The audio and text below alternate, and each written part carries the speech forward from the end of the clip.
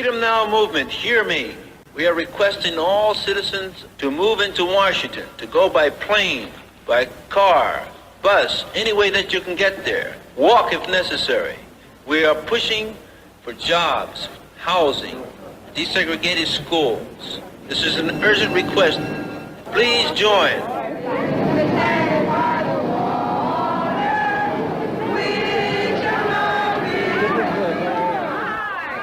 The American Broadcasting Company continues its coverage of the March on Washington.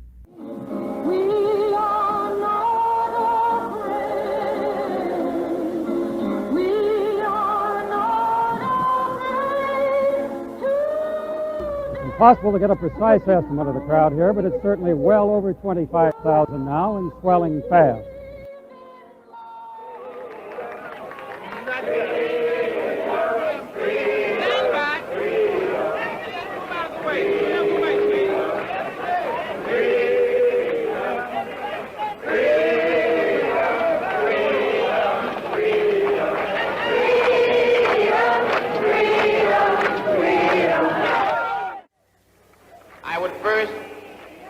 To congratulate all of you on the orderly, dignified manner in which you executed the march from the Washington Memorial. You have already told the world what we are here for and shown them by your courage, determination, and your order that we mean business. Yes, we Yes, indeed. mean business. Excellent, excellent. Welcome to the State College commemoration of the 57th March on Washington for Jobs and Freedom. My name is Leslie Lang, and I'm excited to be co-hosting this event with Terry Watson, the founder for Strategies for Justice. Yes, Leslie, this is a great pleasure to be able to host this event with our partners at the State College Borough and the MLK Plaza Planning Committee. Yes, Terry. Today, our overall vision for this event is to reflect the purposes and parallel movements of the original 1963 March. We have a variety of speakers from the Penn State community, talented musicians, and spoken word creatives that will help us express the past and present urgency of the movement. Absolutely. Now, typically we would actually have this march at the MLK Plaza in downtown State College, but we are observing our social distancing and still, keeping an eye on that pandemic. But our bold and brave are in Washington, D.C. from 8 to 3 today. And this is a really, really exciting day. Absolutely.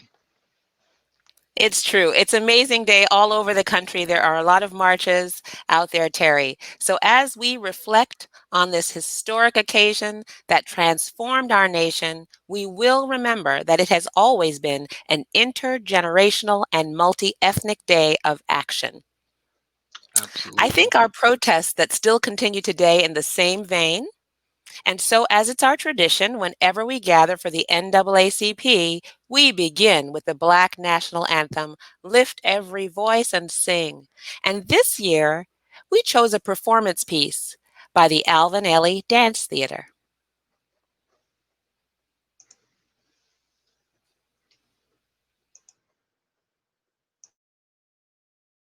Lift every voice and sing till earth and heaven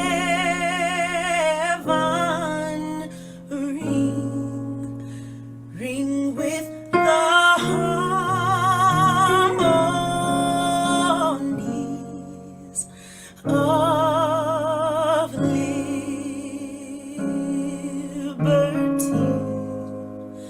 Let our rejoicing rise high as the listening skies. Let it resound loud as the rolling sea.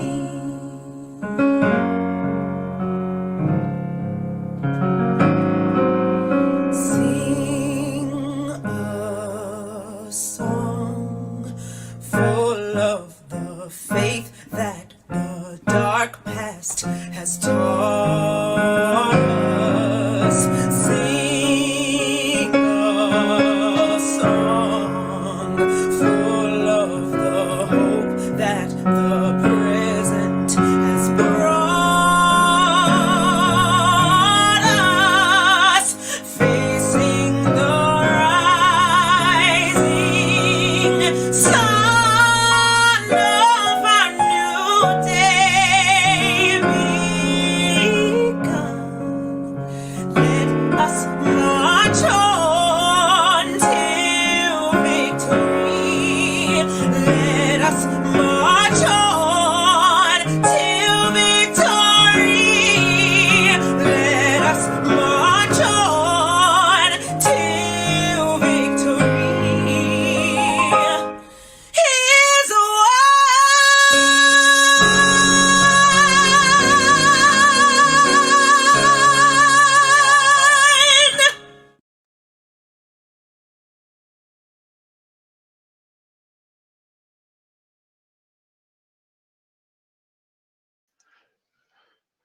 Reverend. That And so we honor him with a prayer. And next, we have Pastor Harold Mackenzie from Unity Church of Jesus Christ and Pastor Dan Nold from Calvary Baptist Church.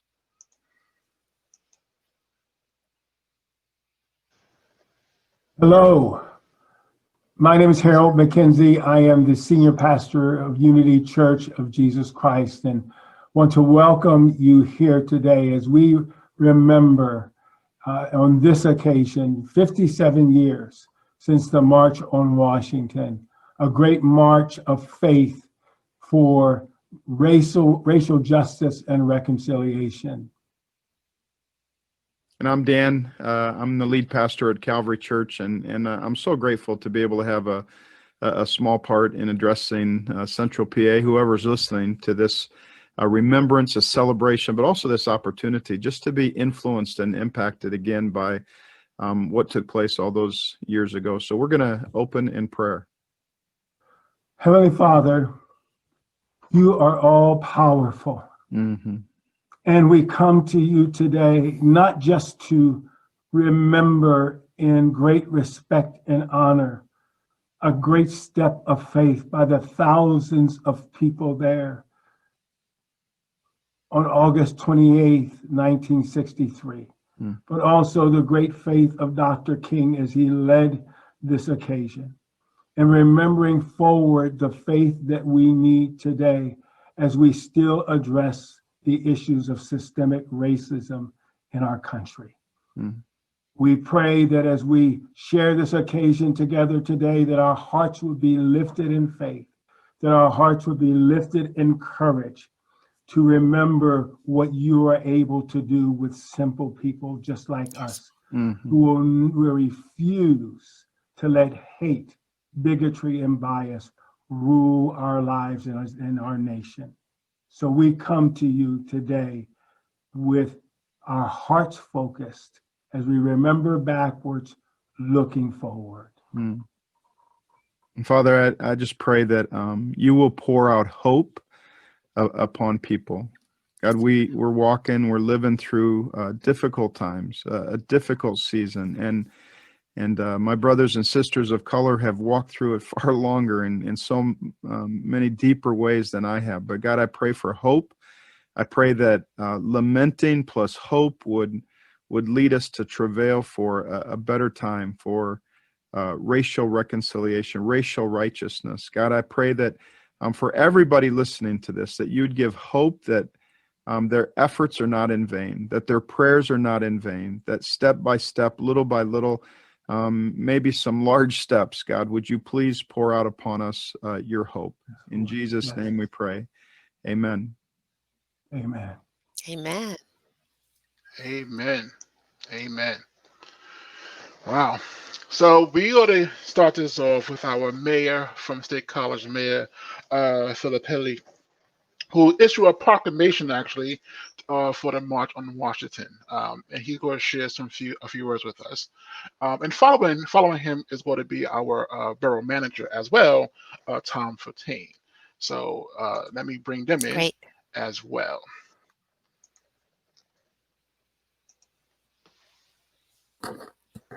Hello to everyone virtually joining us today for this commemoration. 57 years ago, on August 28, 1963, the March on Washington took place. The March on Washington for Jobs and Freedom, and 250,000 people marched in Washington. This was the event that marked by Martin Luther King's historic I Have a Dream speech. First, I want to thank Gary Abdullah, the borough's Martin Luther King Jr. Plaza Committee, and all those involved for ensuring that this event is taking place this year. This commemoration is critical to continuing the dialogues around social justice, diversity, equity, and inclusion.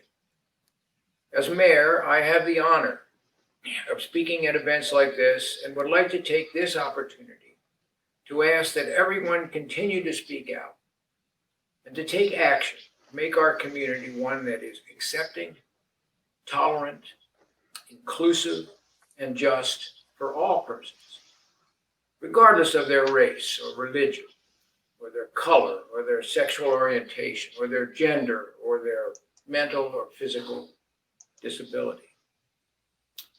Let's all help ensure that Dr. King's legacy continues to live on in State College and around the world. Thank you for viewing this and participating in this commemoration, and please continue to strengthen our democracy.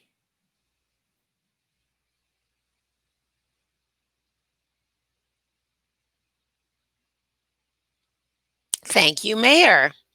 It's a pleasure to hear from the mayor. I think next, Terry, you have Tom Fontaine, our borough manager.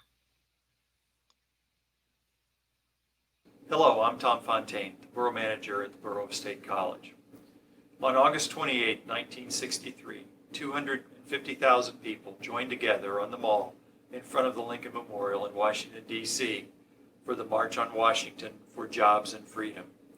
We are here today in State College to celebrate the 57th anniversary of the march as we continue to face racism in our nation. I am honored to be part of this celebration, and I want to welcome everyone to this virtual event. Normally, we would be at the Martin Luther King Jr. Plaza on Fraser Street to celebrate and remember the march. In fact, 3 years ago today, on August 28, 2017, we all gathered at the MLK Plaza to celebrate the march and to dedicate the plaza. As is the case with most things these days, we must adapt due to the COVID-19 pandemic. Thus, we are celebrating this important anniversary virtually. 57 years after the March on Washington, we find ourselves still struggling with the important issues of social justice, race, and equity. There is so much work that still must be done. At the Borough of State College, we are committed to addressing social justice issues both in government and in our community. The borough is engaged in ongoing work to advance racial equity and to address systemic and institutional racism. We are committed to ensuring that State College is a welcoming and engaged place for all persons, and that diversity, inclusion, and equity are pillars of the State College community. This work is critical for our community and for our nation. The March on Washington is perhaps best known for the I Have a Dream speech delivered by Dr. Martin Luther King Jr. Others today will talk about Dr. King's speech and his legacy. This historic occasion also included so many other leaders from the civil rights movement of the early 1960s in this country, including members of our own community. Among those that helped to organize the March on Washington was John Lewis of the Student Nonviolent Coordinating Committee. As we continue to fight for social justice and racial equity, let me leave you with John Lewis's words. When you see something that is not right, not fair, not just, you have to speak up. You have to say something. You have to do something. Thank you to everyone that's participating in today's celebration of the 57th anniversary of the March on Washington. It takes a whole community to ensure that State College is welcoming to everyone. Why, yes, it does. It takes an entire community. Indeed, it does. And thank you, Tom Fontaine, for those words.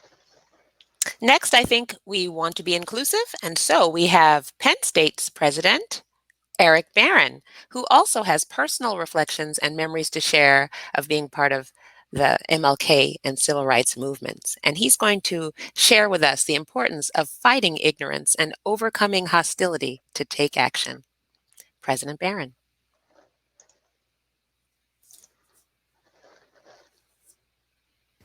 I'm Eric Barron, president of Penn State. I'm honored to be a part of this historic occasion. Today's event commemorates the pivotal 1963 March on Washington for freedom and jobs. I was a teenager at the time, and Dr. King was one of my personal heroes. I remember the power of his words when he spoke. And on that day, he told nearly 250,000 people that he had a dream. His dream was very different from the world I lived in, and frankly, the world we live in today. Over the last few years, we've seen the emergence and normalizing of hate speech. We've seen a growing sense of vulnerability of individuals based on how they look, how they worship, and who they love. And if the open sense of hostility to different viewpoints and populations isn't enough, there are those who seek to intentionally compound tensions and promote open conflict through social media and deliberately provoked clashes. At Penn State, we have worked to make progress on the issues of equity, diversity, and inclusion, but it's very clear we still have a long way to go. So this summer, we made a commitment to fight ignorance and intolerance, modeling inclusivity and embracing the power that diversity represents. Our goal is to work together to address both immediate issues and the solutions to long-standing problems. We started by outlining a dozen actionable steps that affect the entire institution, from the Board of Trustees to students to faculty and staff. I have also charged our task force on policing in communities of color to explicitly examine all procedures and practices related to bias and to policies related to the use of force, including those that result from our partnerships across the Commonwealth. And I established a select Penn State Presidential Commission on Bias and Community Safety to make specific recommendations on ensuring the safety of our community, especially in a context of the expected political and social unrest that we are facing. I remember walking and singing in the funeral procession of Dr. King that began at Ebenezer Baptist Church in Atlanta. We walked in rows, many times holding hands, spanning the entire width of the street for miles. Behind us, someone would raise their voice in song, "We shall overcome," and everyone would start singing.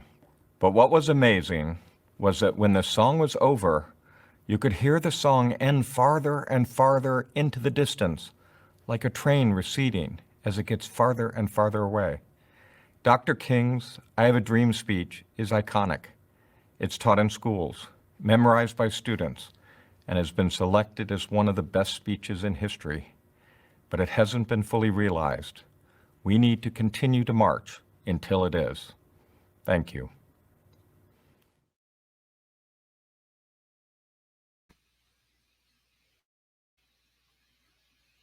Wonderful, wonderful. That was very good and very powerful. I'm always glad to hear from President Barron and his experience in the civil rights as a kid.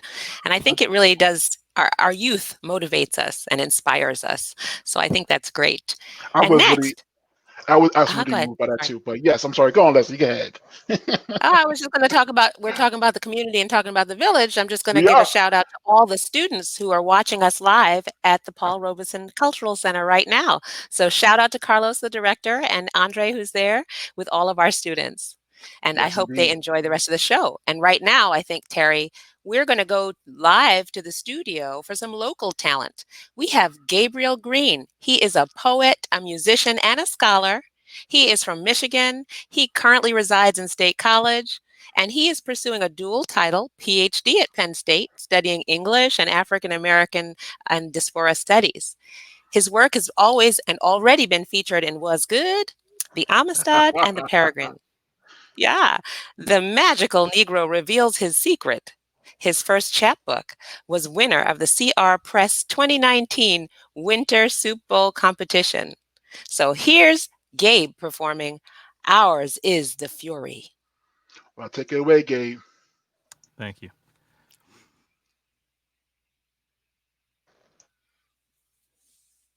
Son, I know you mad. I know what it means to have a fire trapped within your pupils. Embers that singe through corneas, burning a trail to your brain, through your nervous system, creating a dry forest of your limbs. The spark of steel and the wind of another body hitting the ground, threatening to set your body ablaze. I know what rage looks like. I've seen it before. Back in '92, when they beat a man half to death on camera and called it a Wednesday, I felt a barrel of wildfire explode in my chest. How else do you explain the feeling of being told whether or not your body is compliant? If it is breathing, it is a danger that must be cut at its source. I never wanted so badly to kill with my bare hands, but in those hands was a note from your mother. We needed eggs, milk, and meat, and you needed a father to teach you to cook one day. Besides, I'd known what rage looked like. I'd seen it before. Back in '68, when they killed a king's cries for justice, and I watched flames engulf a city one block at a time. My mother and I watched on our front porch as a dream became deferred and dried under a summer sun, and the winds shouted a sorrowful cry of vengeance, and friction from the limbs of leftover marches sparked a raging fire in the street. We watched it burn. No tears. Besides, we'd seen this before. Son, I've lived through enough fires, brushed off years of ashes to know ain't but two ways to exist here.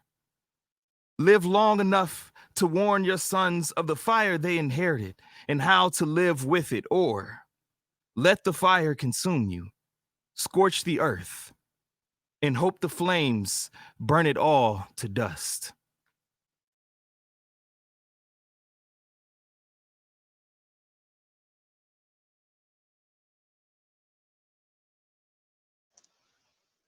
And Wow, that that which was cannot powerful. be used will be consumed. And That we'll was get Gabe back powerful. a little later. Who do you have for Yes, us we will. next? Well, I am so excited to talk about this next brother. Also did in my heart, Eric Farmer. So Eric was born in State College, and he was actually raised in North Carolina.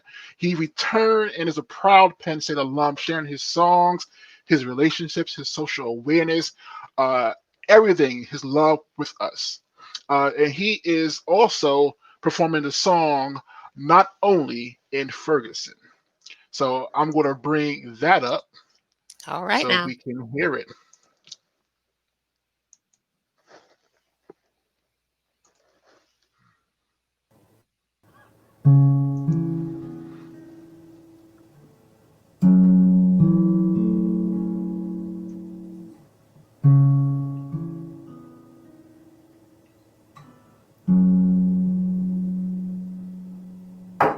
How would you feel if they killed a man you held in your heart? 'Cause he held in his hands part of your dreams, while someone said to you, this is justified.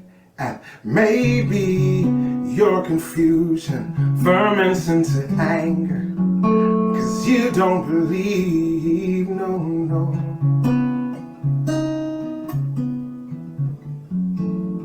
This is justified.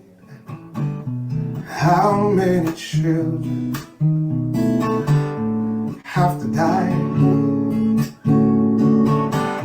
How many children have to die?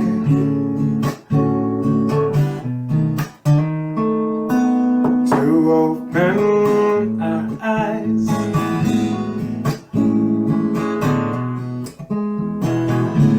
to open our eyes,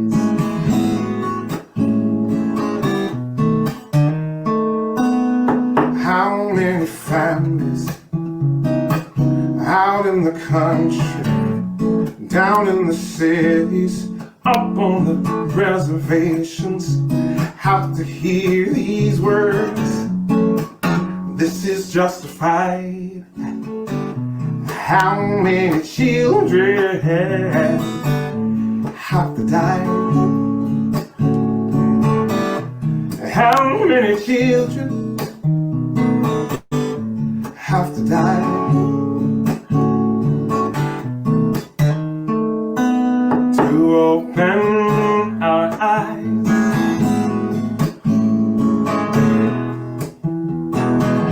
to open our eyes, to open our eyes.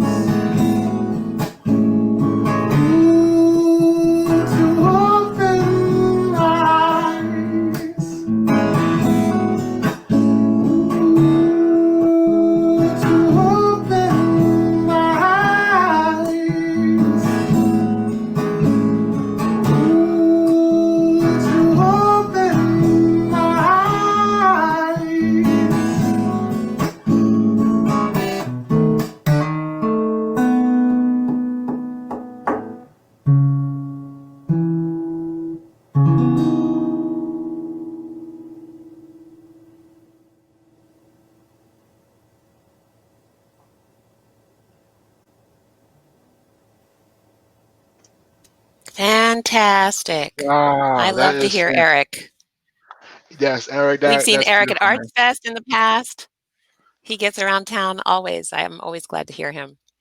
And Yes. I'm equally as excited to have our special guest, Eric's mother, our beloved Dr. Barbara Farmer, formerly served as the Director for Multicultural Affairs in the College of Information Sciences and Technology at Penn State University. And she's also retired and served as our principal of Houserville and Lamont Elementary Schools in the State College Area School District. And she was the first African American principal for the district. And Barbara also has the privilege and the pleasure of being an actual 1963 attendee on the March on Washington. Let's welcome Barbara for her reflections of that historic day. Hi, Barbara. Hello, how are you? How are you Well, doing? good to see you. It's good to be here on such a wonderful day of remembrance and celebration. And I thank you for including me in this. You know, when I think about the first event in 1963, what hits me is uh, a feeling of awe and possibility. I went to that march with my Sunday school class from my church, far away from home from my mom and dad, because I was raised by tenant farmers. My parents were tenant farmers in South Carolina. And you didn't get far away from them because they had to make sure they kept us safe from the environment in which we lived. So I was really, I was on pins and needles because they weren't around. But at the same time, as I sat there and listened to the speakers and saw all of those people in the same place with the same goal, with the similar feelings, I was just in awe. So, and then as I sat there in awe through the years, what I've realized too is I had a sense of possibility put in me that day and installed in me that day of what I might be and what I might become. My parents were also strong advocates of education, particularly for us girls. I had a sister. And I went to Hampton, and that experience sort of deepened because we had all kinds of social activism on campus. We had Stokely Carmichael. We had all kinds of people visiting our campus to instill even more deeply in us what our role was and what we could do and become. So through the years, though, as I reflect back on it, I realized that awe and possibility turned into action and responsibility. That I had to take my place in the midst of the struggle and what was going on.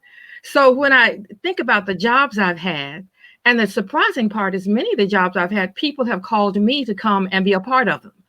But when I think about it, I was in my raising, I was raised to believe there was a way to do and say anything. My mother was a champion of that. So through the years in the jobs that I had, I was a public school teacher And in those settings, always called on to help settle something between the faculty members, because what I discovered was I was always a person to integrate school settings. I was one of maybe 10 or 15 to integrate a high school in Hampton, Virginia, where the principal didn't even know I was a teacher because he was a white male and he didn't know who he'd hired, to Raleigh, North Carolina, where I was in the Wake County public school system and helping to integrate and increase the number of African-American teachers at that school, and then coming to State College to the school district. And that was quite an interesting event, because I started out in State College being a stay-at-home mom with a daughter in the 11th grade. And something happened foolishly at the high school, and I was called in to be a mediator and to work with parents and the students involved.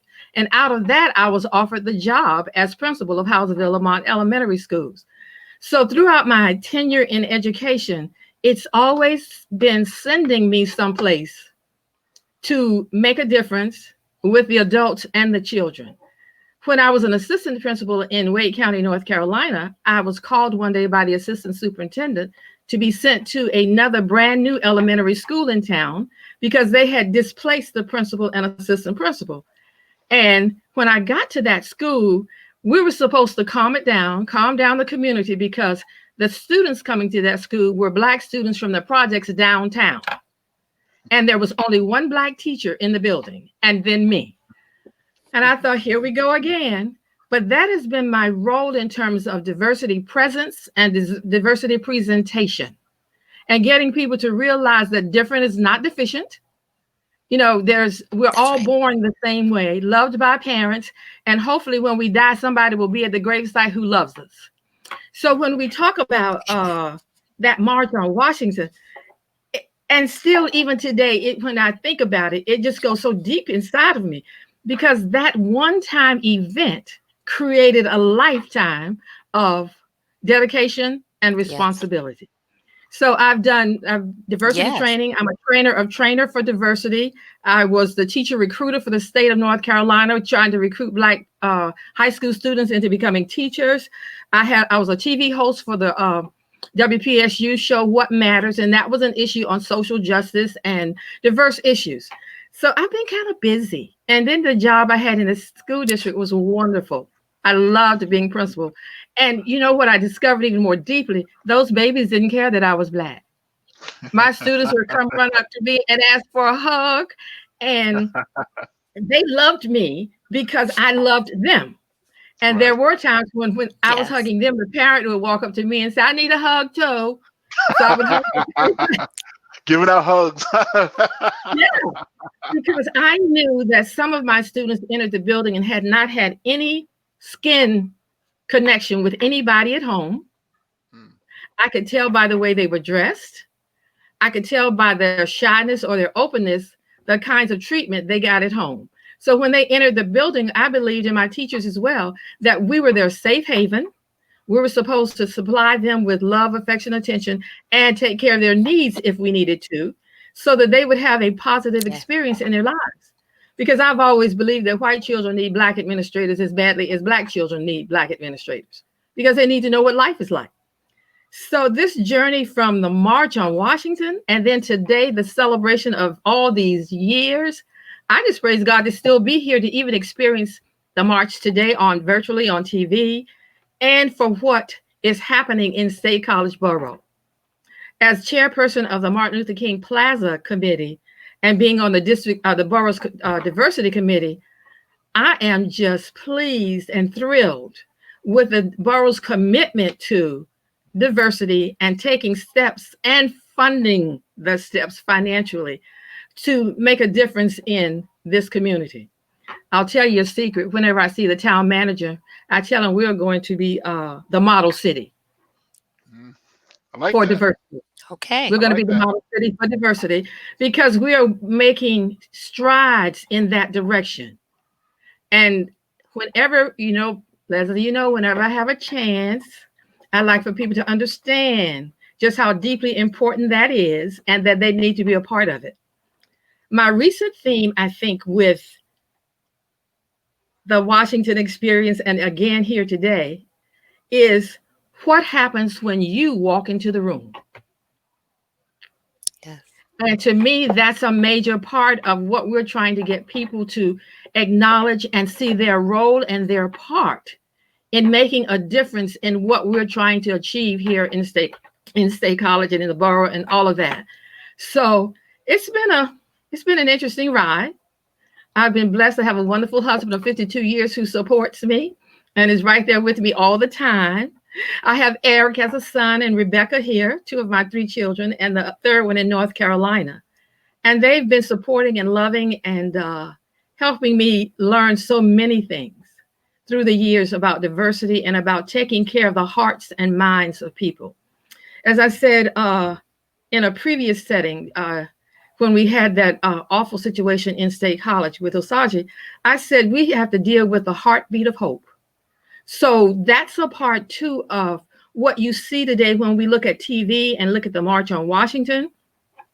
We're walking knee deep in hope right now and hoping that people will see that, yes, today is another march, but we march every day in our hearts and our minds every and day, attempting to make a difference in what happens in this community in which we live and thrive and love. So that's my journey. Wow. Thank you for Thank you, sharing that. Barbara, for sharing your journey. It's Absolutely. very inspiring, even all these years that you walk through from 1963 when you had a seed of hope and you got Yes. prepared by a church group to attend Yes. that march. And Yes. and you would never have known that the harvest would have been so rich with you living a life filled with diversity. No, because my parents were very sure to keep me safe, keep their children safe. And we lived in a segregated society. And the only white person in my life for years was the lady that my mama ironed clothes for, who would bring them to our house. That was the white lady, the white person we knew. And my father worked 2 full-time jobs so that my mother would be able to stay home and take care of us and keep us safe. And so that he could provide everything that we needed in order to sustain ourselves as a family. So between the Black segregated public schools, Hampton University, North Carolina A&T State University, I have been in a bubble of love and support and being excited about being Black in America. Thank you, Barbara, for sharing that with us. We hope that it serves as inspiration to our young people who are out there listening now, that these wonderful retired mentors and people in your school district are really struggling to make the change, to become more inclusive, to do recruitment and hiring needs and retention needs. All of these things are in our community right now. And so we thank you for playing an integral part of it now. Thanks, Barbara. Okay. Thank you so much. And I appreciate the work that you all are doing. Thank you. Thank you. Bye-bye. Wow, we gotta. I love listening to folks who's been through that journey and passing on that knowledge. And we have a couple of people lined up today that's going to give some reflections from the actual march. So I'm really looking forward to those interviews.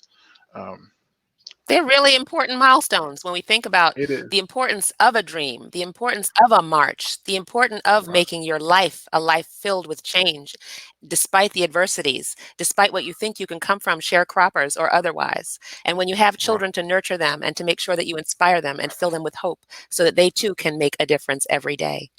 So I think that was great. And I have another inspiring church member and wonderful sister and wonderful resident. And where would we be as a Black community without our soulful music? So next, let's welcome Terry Parker. She is the Penn State Director of Administrative and Financial Services for the Office of Physical Plant, and she's going to sing Still I Rise.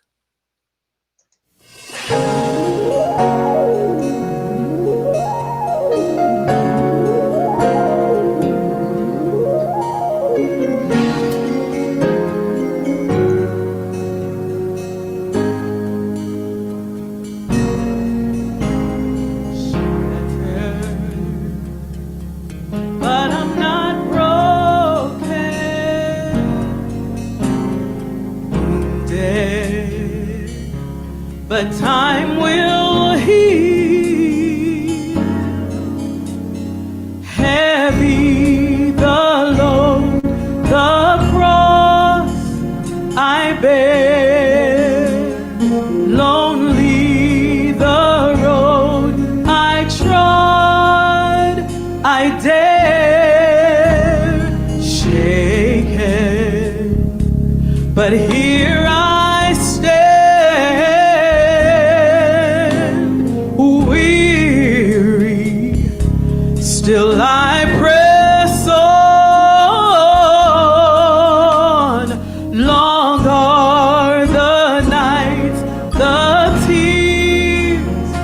I cry. Dark are the days, no sun in the sky,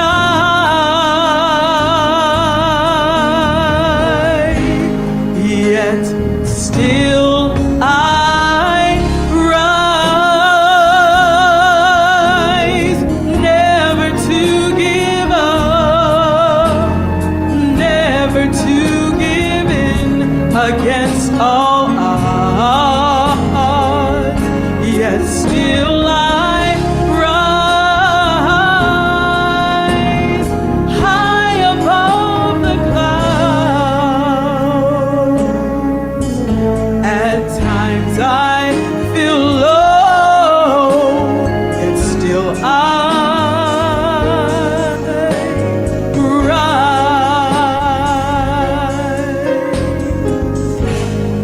Sometimes I'm troubled, but not in despair. Struggling, I make my way through. Trials, they come to make me strong. I must endure, I must hold on, yet still I rise, never to give up, never to give in against all odds, yet still I rise high above the clouds. At times I feel low, yet still I rise above all my problems, above all my eyes can see. Knowing God is able to strengthen me, to strengthen me, yet still I rise, never to give up, oh, never to give in against all odds,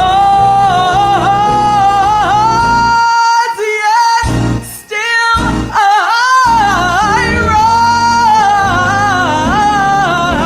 rise high above the clouds. At times I feel low, yet still I need to know which way to go, yet still at times I feel low, yet still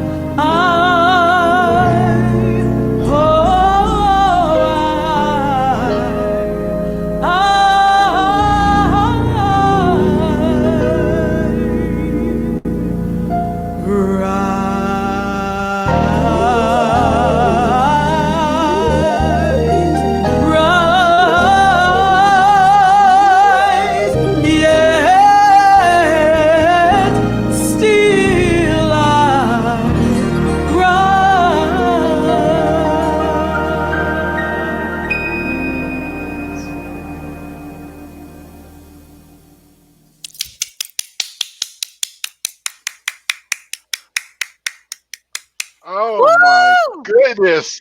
I've got the goosebumps. My gosh.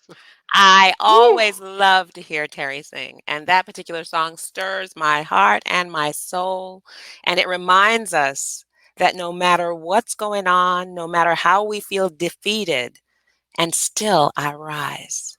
So I think that's really important for our community today, because in the midst of a pandemic, several of them, racial injustice, and the things that we're still battling against, it's the spirit of John Lewis that we're celebrating today, along with Dr. King. And we have to remember, we endure, we persist, and we will rise. And so in our community, we have so many other networks and efforts going on. And we have had many networks and churches that have embarked on the journey of social justice over the years. And we are no exception in State College.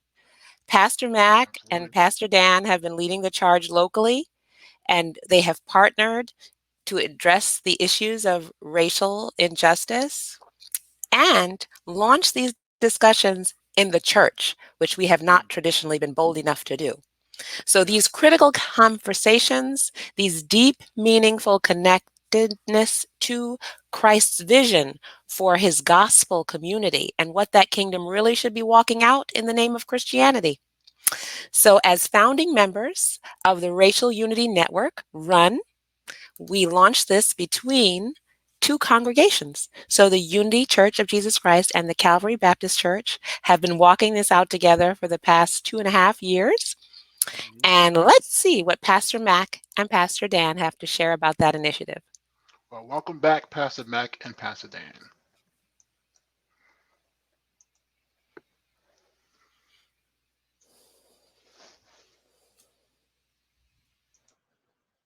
Many of you know me as in my capacity as co-chair of CCU with Tom King.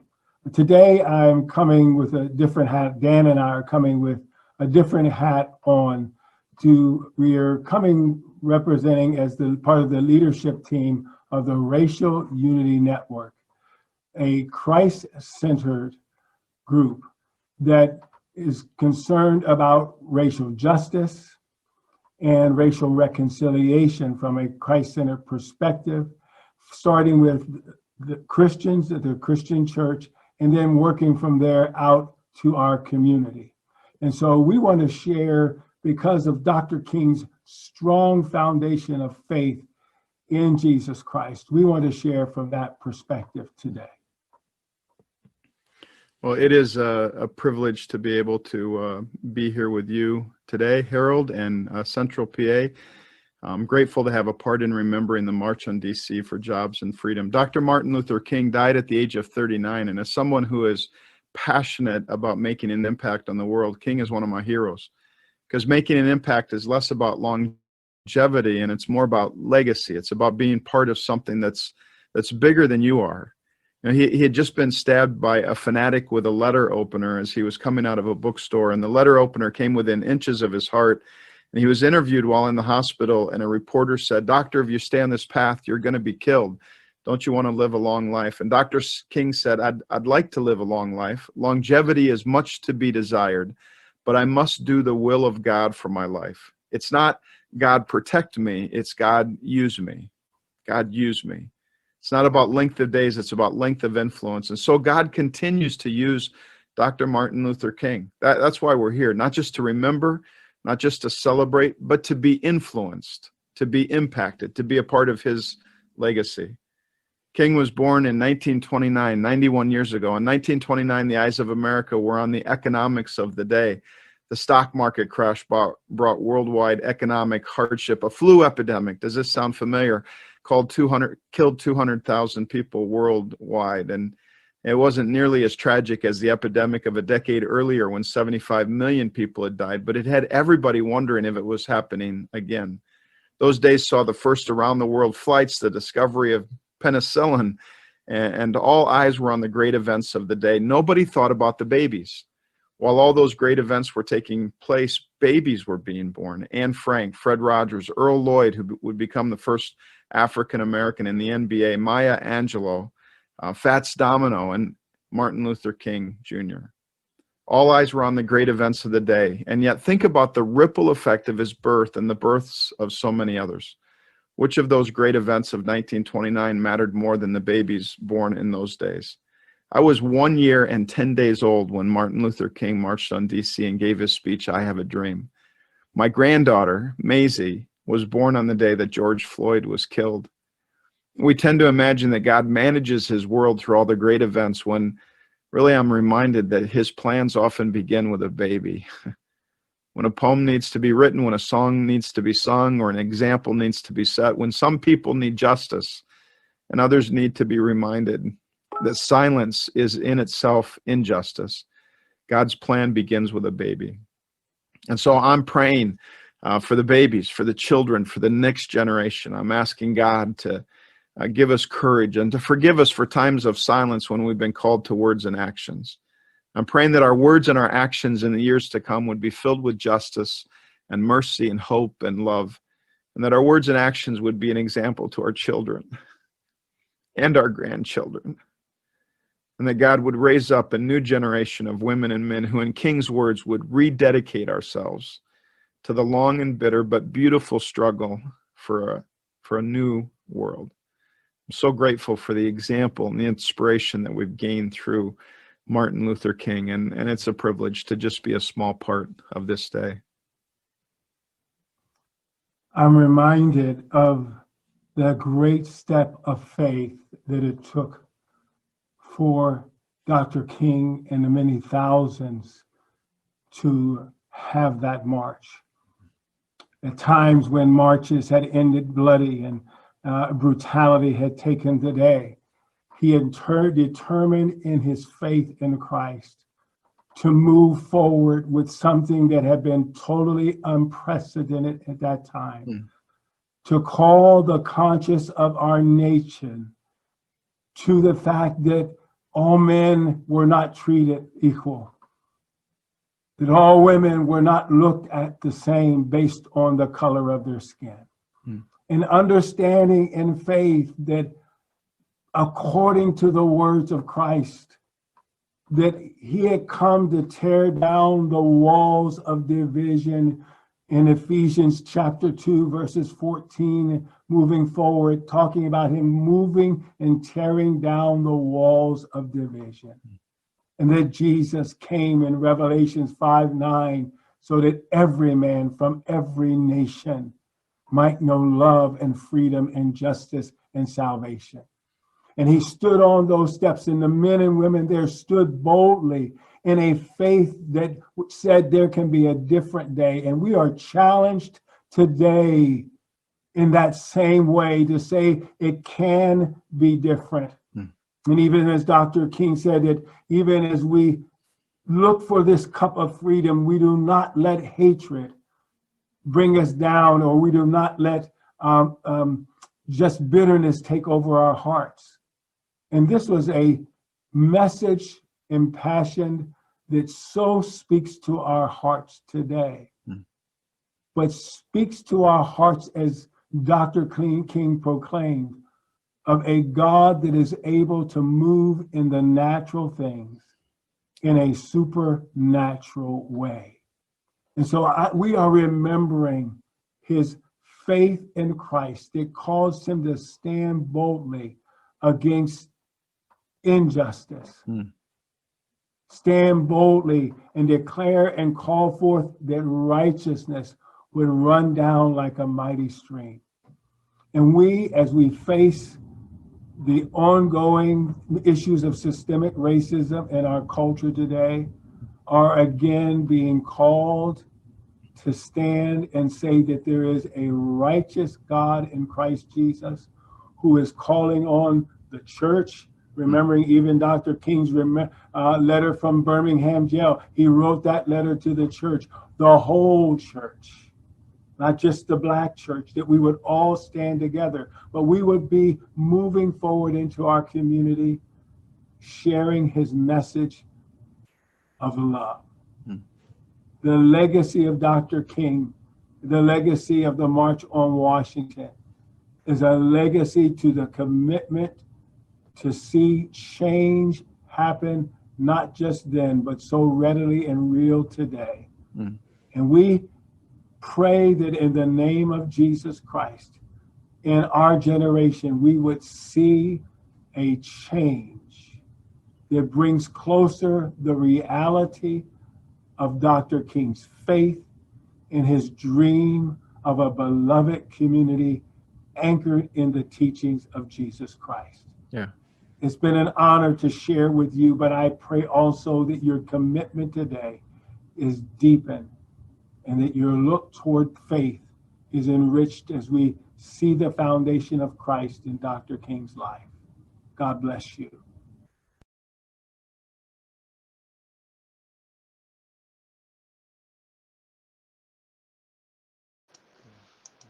That was a good exhortation, and it says to rededicate ourselves to the dream and to pray for each generation to be filled with justice and love and to deepen our commitment to walk it out together.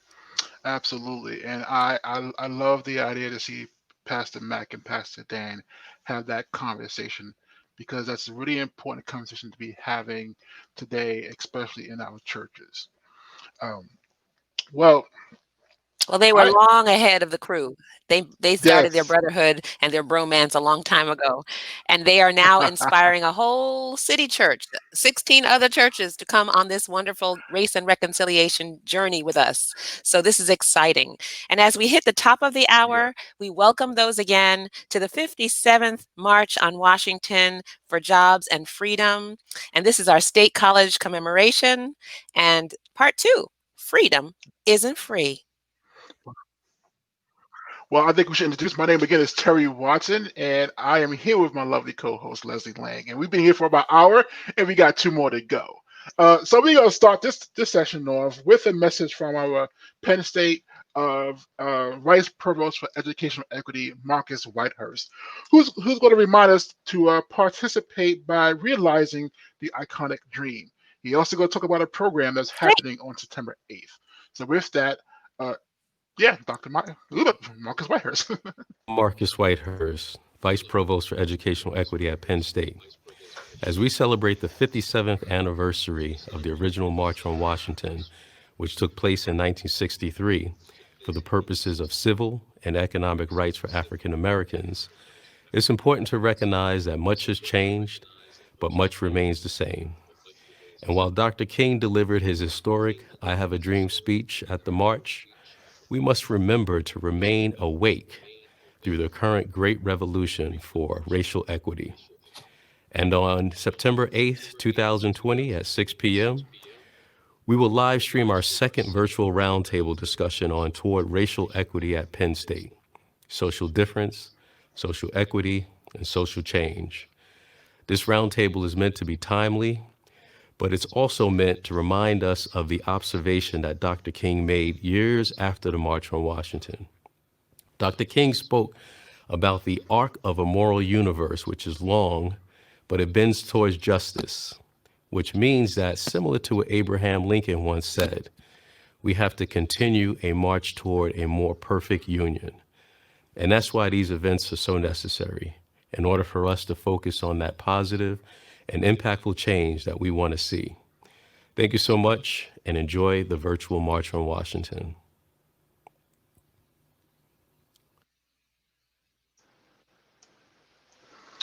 Wonderful. It was.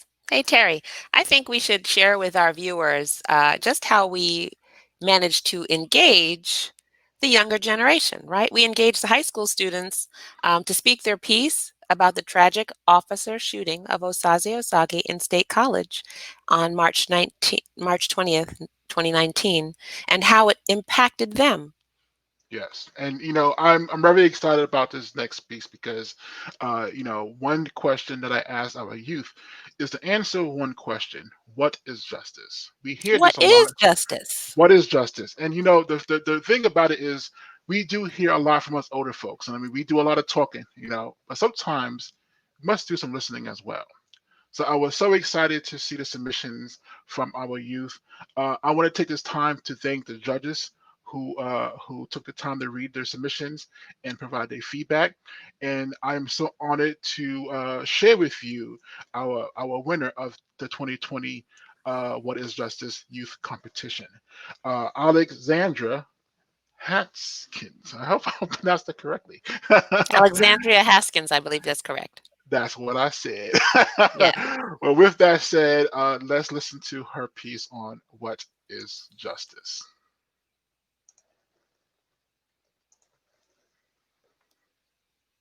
Indivisible, with liberty and justice for all. The pledge, a promise, a protocol, a guarantee of safety instead of a felonious police call towards an innocent Black individual who was not wronged at all. Justice, the principle that people receive that which they deserve. What do Osazi, Brianna, or Elijah deserve? 3 cases of many in which the abominable officers who took their lives were able to swerve away from the full penalty of law. Petition, a formal written request, typically one signed by many people, appealing to authority with respect to a particular cause. One click, one signature can change all. Will the innocent Black lives receive justice? Will both the innocents and the preposterous officers get what they deserve? Will you, your voice, your actions, your signature, allow them to? All right. Well, I'd like to thank you for That's submitting right. that. Will we get justice? Will we Well, see justice served? We you know have to what? break down the walls of anonymity. It is amazing that our youth, I'm proud of them, this generation, because we are seeing them in action. We're seeing them protest. We're seeing them use their First Amendment right to do what they believe is right and what is just. So Yes, we are I proud re- of them, and our students stood up and held their own rally. they did, and I was, I thought it was beautifully done. Everyone wore masks, they social distance, They did, but and they presented their 10 demands to the school board district. yes, indeed, yes, indeed. So we can be Or proud that it continues. I think indeed we can. next we have also representation now. We had high school, and now we have college. At Penn State's University campus, we have an annual MLK Commemoration Committee. This year's chair, Michaela, has a word to share.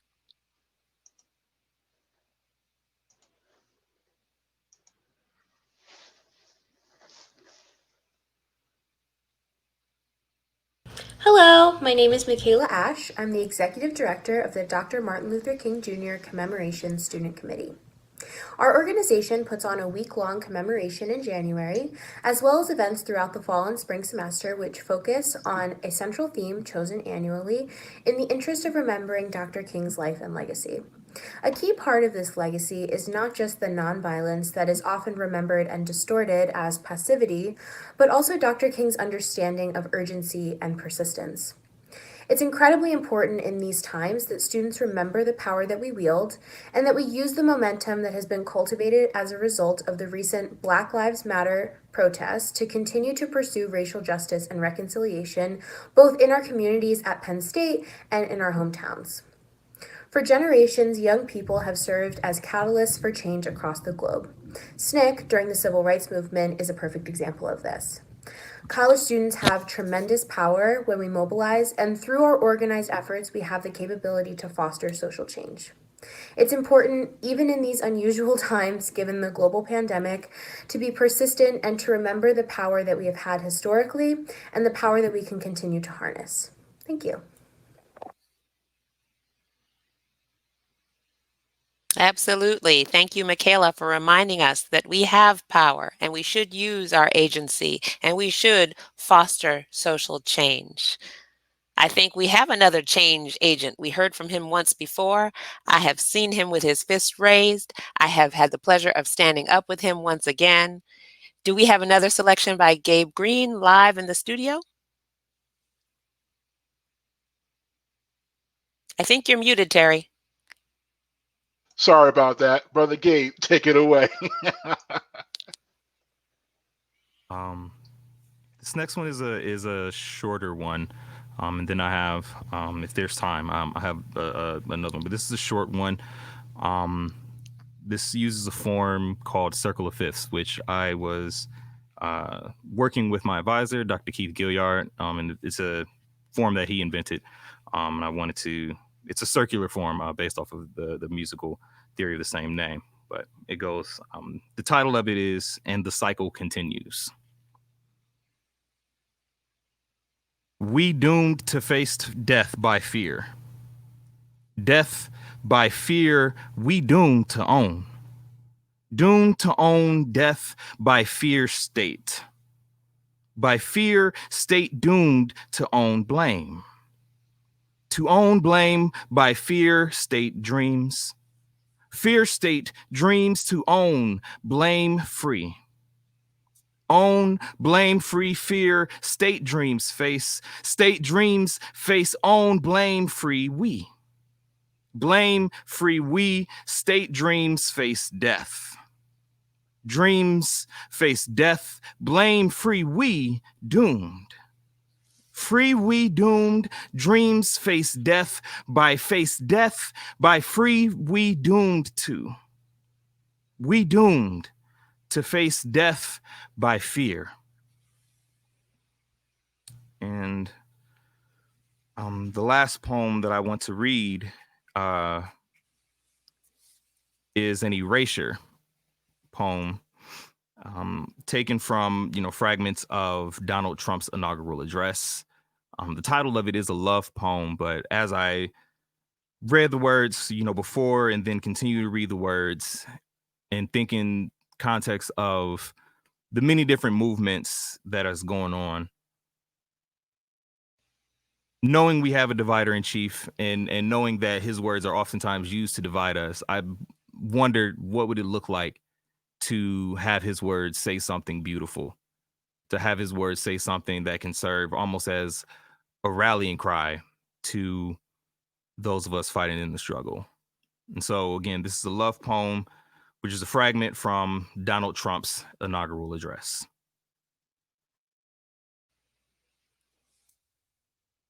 Thank you. We are now joined in a promise together for years to come. We will face challenges.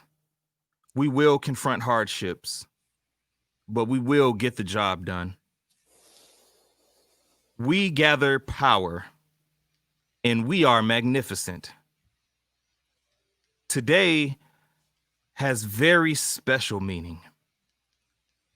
Today, I am giving to you the reaped rewards of triumph. Celebrate right here and right now, this moment. I belong to you. What truly matters will be forgotten no longer. Hear these words. You will never be ignored again. Your voice will define our destiny, and your love will forever guide us. Together, we strong, we proud, we safe.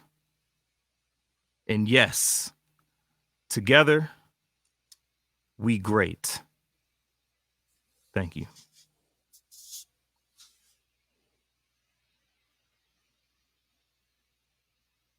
Thank you, Gabe. Thank I you, think Gabe. it's important to remember that, he said, fear fails to accept blame, and blame free, we are doomed for death. I think we do have to speak up, stand up, and take and accept ownership and responsibility for our actions or inactions. I think that's a movement and an important piece to remember, Terry. Yes, yes.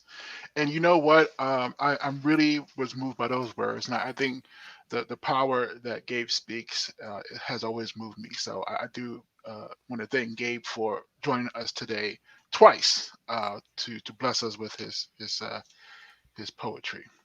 So next we're gonna go into some music, aren't we, Leslie? I think that's what we have. I think so. I think you said that you have a really special recording, perhaps even a surprise visit from a Penn State alum, Shalom Duba.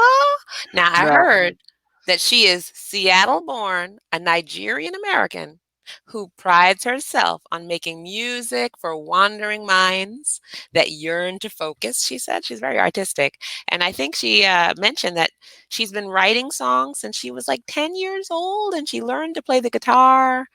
And she learned actually to play the guitar at Penn State during her first year.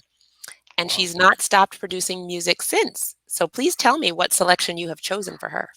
Well, first of all, I am wearing a suit today, but I do own a Shalom Dubas hoodie that I do wear. So I just want to point that out. But so I did choose a couple of songs, and then I'm going to play 2 songs, and I'm going to bring her in live. She is waiting backstage. But the first one, I want her to introduce herself. So and also I want us to, can I just play it?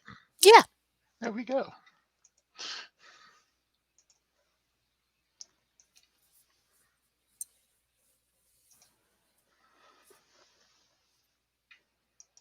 Hello. My name is Shalom Dubas. I'm here in DC, and I'm so hyped to be performing for this year's March on Washington commemoration.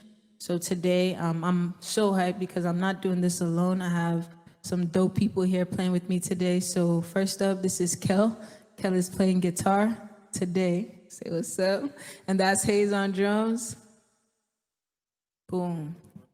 So yeah, how we're gonna be running this is we're gonna have a series of songs for you. We have Homecoming by Kanye West, and the rest are all originals by myself. So if you like it, go check it out. We'll put it somewhere in the video. But yeah, I'm Shalom Dubas. This is me performing for Penn State's March on Washington commemoration. And yeah, let's do it.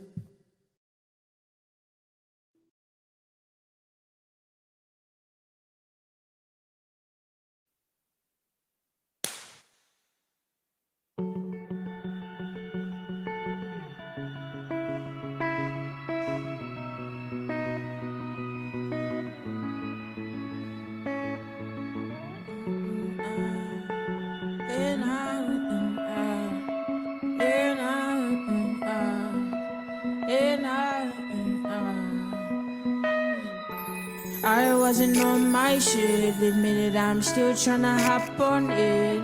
Sirens know me on the unsmooth seas. I got no right to ask to drive the boat. And I ain't got a lot to give, but my patience and a peaceful view of mine. I usually would not say this, but you got me out singing like I'm more too thick, alright. And the flow is outrageous. When they play my shit, it sounds like I made this for life. Persistence is all I need. Quality friends are all I need, and then a girl is going far. And it's outrageous. When they play my shit, it sounds like I made this for life. Persistence is all I need. Quality friends are all I need, and then a girl is going, and I need this, and I want this, and I'm trying, and I will try. Till my trials and tribulations, they are rising, but I'm grinding. No, and I need this, and I want this, and I'm trying, and I will try. Till my trials and tribulations, they are rising, but I'm grinding. Oh no.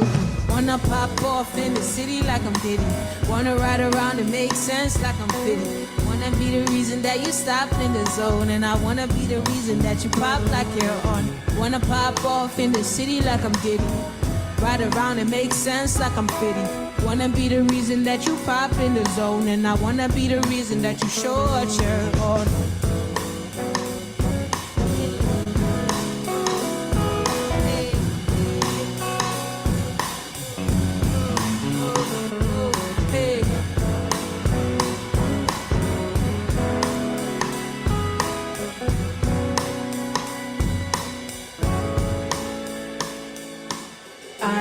I wasn't on my shit, admitted I'm still tryna hop on it. Sirens know me on the unsmooth seas. I got no right to ask to drive the boat. And I ain't got a lot to give, but my patience and a peaceful view of mine. I usually would not say this, but you got me out here singing like I'm more too thick, alright. And the flow is outrageous. When they play my shit, it sounds like I made it for life. Persistence is all I need. Quality friends are all I need, and a girl is going far.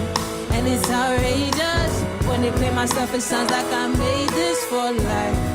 Persistence is all I need. Quality friends are all I need, and then a girl is going far. Whoa, whoa, whoa, whoa, whoa, whoa, whoa, whoa, hey.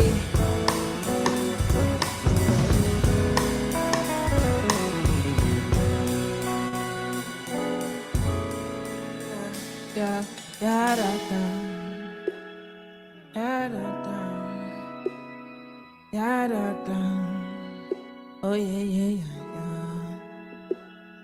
yeah, da da da. Na na na na na, da da da. Oh yeah, yeah, yeah, yeah.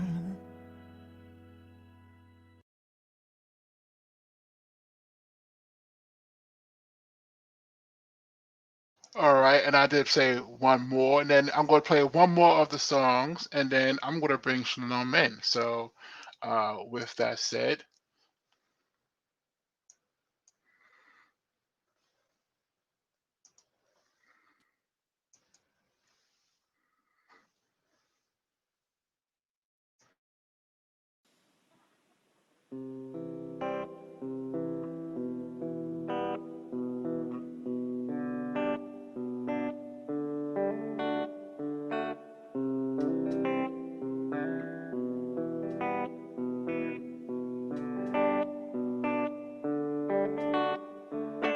Yeah, I see you now, I see you now. I feel so proud when I look at you, and I don't see gray. Yeah, I see you now, I see you now. I feel so proud when I look at you, baby. Ooh, I said I don't see gray. Ooh, I got to tell, I got to show, you got to know that for every battle that we lost, we learned to fight a better way. Ooh, I got to tell, I got to show, you got to know. All these angels by my side, tell me what dragons I can't slay. Yeah, I see you now, I see you now. I feel so proud when I look at you, and I don't see gray. Yeah, I see you now, I see you now. I feel so proud when I look at you, baby. Ooh, I said I don't see gray. Oh, you look so nice. When I look into the future, I could nearly go blind. Self-love popping and it's all for you, cause you really can't be bothered by the things they do. Oh, it feels so right. No more darkness left, oh, it feels so nice. Used to be so heavy, now I feel so right. I will feel alright when we close that. Round the city like a city all night. This area code where I'm losing my mind, but I bring you back and I seem to find it at every corner. Movies with my mind, every little figure that shows so.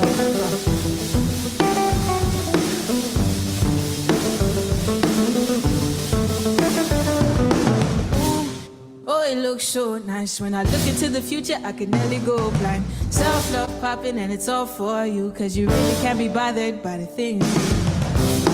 Oh, it feels so right.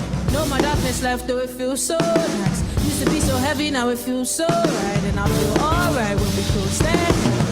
Round the city like a city all night. This area code where I've lost my mind, but I bring you back and I seem to find it at every corner. Always in my mind. Figure that it's your side.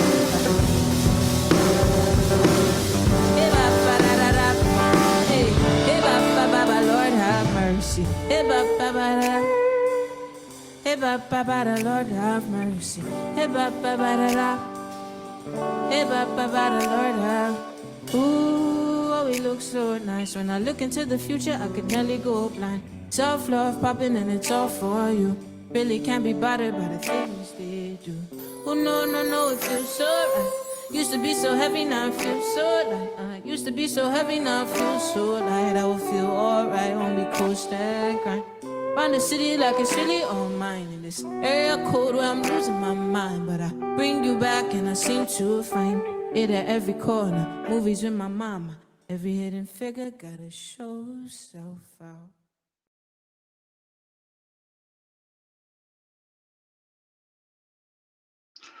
wonderful, wonderful. And I have you muted, Leslie, so hold on one second. There you go. Welcome back. Can you hear me? All right. I'm here with you, smiling. I hear Shalom, and she's got an eclectic approach to her Uh-huh. songwriting, so Well, you that's know what? kind It's of also exciting. exciting. She is waiting to join us live. So, Shalom, welcome to the party here. Hello, hello, hello. Good afternoon.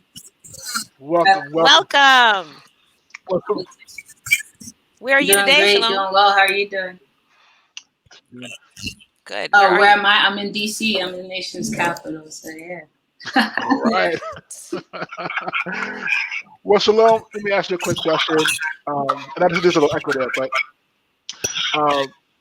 tell me a little bit about your music and sort of what do you, when you look at today's environment and you're writing your music, tell me what are some things that's going through your mind? That's a really good question. So for me, like Leslie said, I have a very eclectic approach. My basically for me is that I have sometimes I term it as a confluence, as I'm a confluence of a lot of places. So I'm Nigerian, I'm American. I have a lot of viewpoints, and so it's more so I see music as a process of releasing, right? As opposed to like when people come into it and they're like, I have this purpose and this. There's always intention, but more so for me is that I see it as a process of releasing. And so one of my biggest things is that I think being able to create music in this time is a huge freedom that's been granted on me because of every artist that's come before. So my music itself, in regards to what I write, is I say it's like a decoding of these thoughts, right, that I have. And so sometimes it takes a lot of time for people to understand, also because it takes a lot of time for me to share what I'm saying, speaking about. But when it comes to my music, the main theme is that as I grow and as I go up, my thing is just to understand that freedom that I have and really step into it and create music. And so for me, it's just where I'm getting to now with my life is how do I really just express freedom by making music and just, yeah. Right. Well, let me, you know, it's interesting because music has always been part of the revolution, right? It's always been part of the, in a way, its own march, right? You know, um, so I guess looking at today's environment, 2020, what inspirations has come to you recently? Wow. That's something. So like this past week, yesterday, 2 days ago, the NBA actually, well, the teams, not the NBA, but the teams, right? They didn't go on the court. And it's crazy because earlier on in the summer, an athlete had written and he said, sports are a distraction, right? And at that point, I basically had to understand and see that art is a fuel. So like sports is a distraction, and there are many different things that are a distraction, but music and art is actually a fuel. And it fuels that revolution that you're speaking of. Every time we look down the line, you see artists, you see them with activists, right? You see actors, you see them with activists because art is a fuel. So for me, it's been during this whole point, especially in June, I had to take a lot of time because I could feel it. I could feel like even being in DC, like the helicopters when they were going there were 2 nights and it was like those are the most tumultuous nights, but I could feel it and I had to understand more that art is a fuel.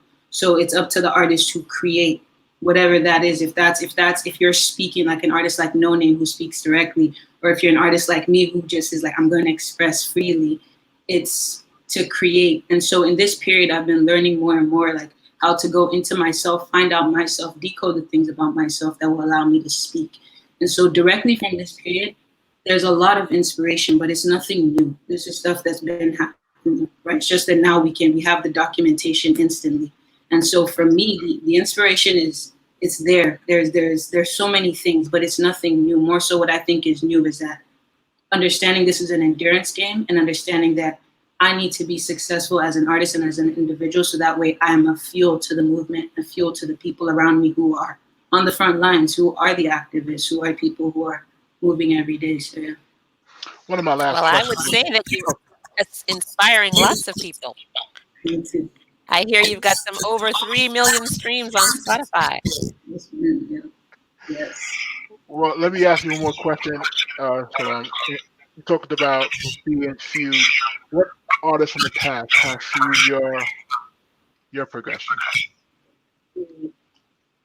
Artists from the past who have fueled my progression.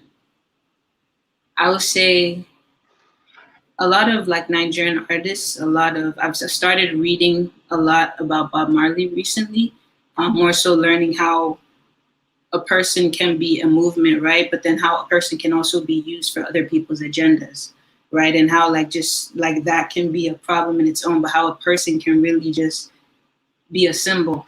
So Bob Marley, more so his story, like his music, I love his music, but more so his story and his icon. An artist named Two-Face from Nigeria. He's in that time that after Bob Marley had come up, Two-Face was a young kid. And one of the things with Bob Marley is that his music resonated with people in third world and people who, it's called suffer music, right? And so Nigeria, in Lagos, there's this young artist comes up called Two-Face, and he really takes that sound and he just like, he speaks and you hear it. And so Two-Face is a really, really deep one for me because I was listening to him as a kid. I really like, an artist I really like is just now he's kind of like, he actually started goofing when I was in Penn State, and it was kind of sad because I had to see all my friends like get heartbroken. And I'm like, I stay away from worshiping artists or people in general. So if somebody does something awful, because I guess to backtrack, as artists, because we put out great stuff, people often forget that human beings put out great stuff and they put out trash too sometimes, you know? So, but one of my big inspirations is Kanye West because of his icon and the way he used to speak. But now it's kind of like, okay, so I have to take that out of my bio. But Sade, I really love Sade because she's a force, but she's like she's a force, but she does it so nicely, you know? And so it's like that. And then another artist story who I've been like just trying to learn more about is Nina Simone. And so, yeah.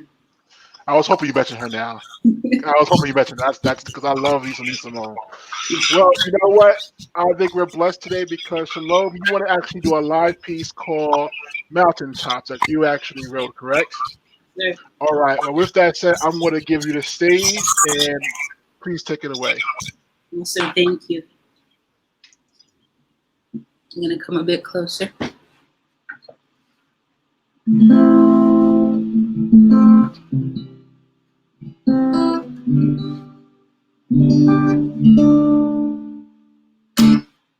I'm thankful for the ones who came before. I'm thankful for the ones who walked before, so I could fly today. For the things I get to see, for all the things I get to say, and the way I get to play. For the stunner that I be, or the stunner that I am, the stunner with a plan. That you stuck it to the man, that you stuck it to the man, and that you always the man. Thankful for the ones who came before, oh, the ones who walked before, so I could fly today. That you stood your ground. Thankful that you kept head up and that you stayed sat down. For the ones who came before, for the ones who walked before, so I could fly today.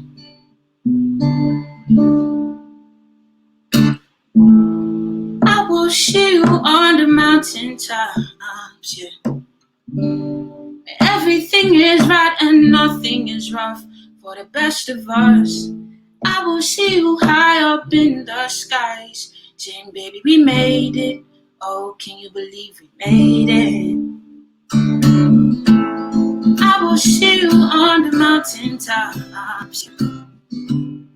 Everything is right and nothing's rough for the best of us. Hope I see you high up in the sky, saying, baby, we made it. Can you believe we made it? Hope you get the chance to live out all your dreams. Hope you get all that you want and that is all you thought it'd be. Hope that when the struggles come, you'll fight. Know it's fine to lose a battle when you're trying to win the war. I will see you on the mountaintops. Everything is right and nothing's rough for the best of us. Hope I see you high up in the skies, saying, baby, we made it. Can you believe we made it? I will see you on the mountaintops. Everything is nice and nothing's rough for the best of us. Hope I see you high up in the skies, saying, baby, we made it. Can you believe we made it? Thankful for the ones who came before. I'm thankful for the ones who walked before so I could fly today. That you stood your ground. I'm thankful that you kept head up and that you stayed sat down. For the ones who came before, the ones who walked before so I could fly today.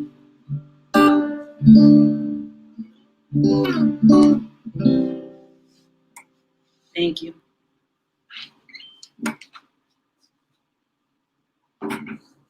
Thank you. Shalom. Shalom. Thank you so much for blessing us with your presence. Everyone, check Shalom out online. Shalom, we'll probably post your stuff on the Watch Party website as well. So thank you so Thank you, much. Lisa. Thank you, Leslie. Thank you, Terry. Thank you so much. And this has been a wonderful event. So thank you for keeping it going in this time, because we need this now more than ever. So thank you so much. Thank you. Thanks for joining us today. Bye-bye. Hey, Wow, Terry, next, I think we have 2 reflections from 2 of our local organizations on campus. We have the Forum on Black Affairs, our newly elected president and veteran of the Air Force, Andre Colbreth. And I think, hopefully, we'll have time in January to host that annual banquet this year. Any bets, Terry? Yeah, I'll I place don't my know if the bet. pandemic's I'll going to place let my us, bet, but all we'll right. see, because we have over 1,000 people every day. We have Well, over 1,000 people every year. I don't know if we'll be able to do it, but we'll see. maybe we could do a virtual one, just like And this. then after Andre, following him will be our longtime resident, Carol Eicher, who is also the founder and president of the Community Diversity Group. And we are hopeful that both of these organizations will be able to continue their efforts for social justice and equity. Absolutely. Hello, my name is Andre Colbreth, and I'm the president of the Forum on Black Affairs at the Pennsylvania State University. And we are proud to be a supporter of the commemoration of the 1963 March on Washington for Freedom and Jobs. Now more than ever, the march is needed to enhance our understanding of economic injustice and the ever-plaguing racial inequalities that plague our system and society. With the current issues of food insecurity, housing insecurity, unemployment, police brutality, and racial injustice happening all around the world, the march is needed now more than ever. Yes. It is in this tradition that FOBA forges forward. We are committed to advocating and amplifying issues that surround racial and economic justice. Dr. Martin Luther King stated in his I Have a Dream speech that we refuse to believe that the Bank of Justice is bankrupt. And it is those words that inspire us today to continue to do the work that we do. Thank you to the Commemoration Committee for allowing us to be a part of this occasion. All right, and for our CDG, let me bring it up as well.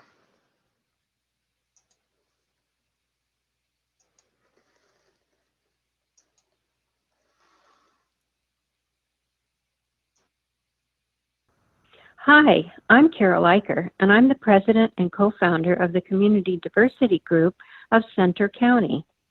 I am so excited that we are a part of the commemoration of March on Washington for Jobs and Freedom. Dr. Martin Luther King Jr. envisioned and worked tirelessly to create a world that was inclusive and equitable, the beloved community. The crowd of 250,000 who marched on Washington on August 28, 1963, included men and women of diverse racial, ethnic, and religious backgrounds, all working towards a common goal of jobs and equality. Over 15 years ago, Community Diversity Group was formed to achieve a similar goal, working with employers to increase diversity in employment and making State College a community where all people feel welcome. I am heartened that Community Diversity Group is thriving With a modest but enthusiastic membership and much community support, we have presented diversity conferences with over 200 participants, hosted conversations featuring diverse community groups, co-hosted cultural empowerment lunches for women, and organized multicultural fairs and interspiritual holiday celebrations. We have collaborated with a variety of organizations and institutions to achieve our goals. With every conversation, conference, and celebration, Community Diversity Group has brought the Center County community closer together to cultivate a more inclusive and engaged community. We carry on Dr. King's legacy because we know our community is stronger and more vibrant when everyone is included and celebrated.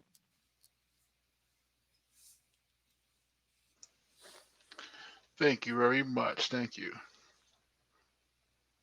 I think next we have another one of our community partners, Molly Contermount and friends. She always shows up at our Art Fest and other wonderful programs. I think she sent us a message and a song reminding us of plowing through the struggle, much like the Freedom Riders rode buses through the segregated South and nearly died. Blues seem so very fitting for this next segment. Indeed. And without that, Molly.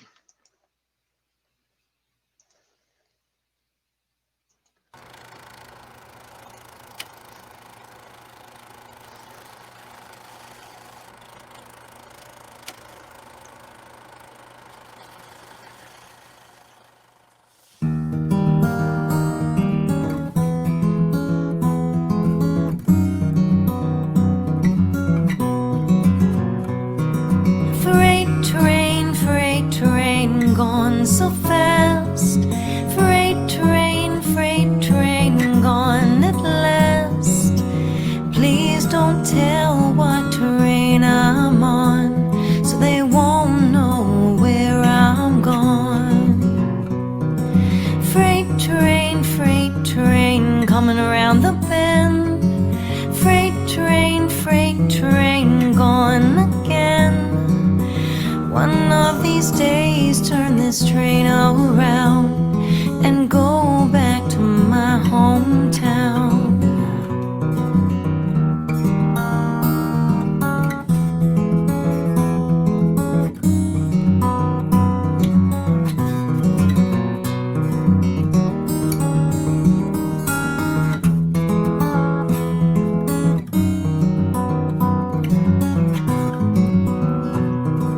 One more place I'd like to be, one more town I'd love to see, to watch those old Blue Ridge Mountains climb as I ride old number 9. When I die, please bury me deep down at the end of Bleecker Street, so I can hear old number 9 as she goes rolling by.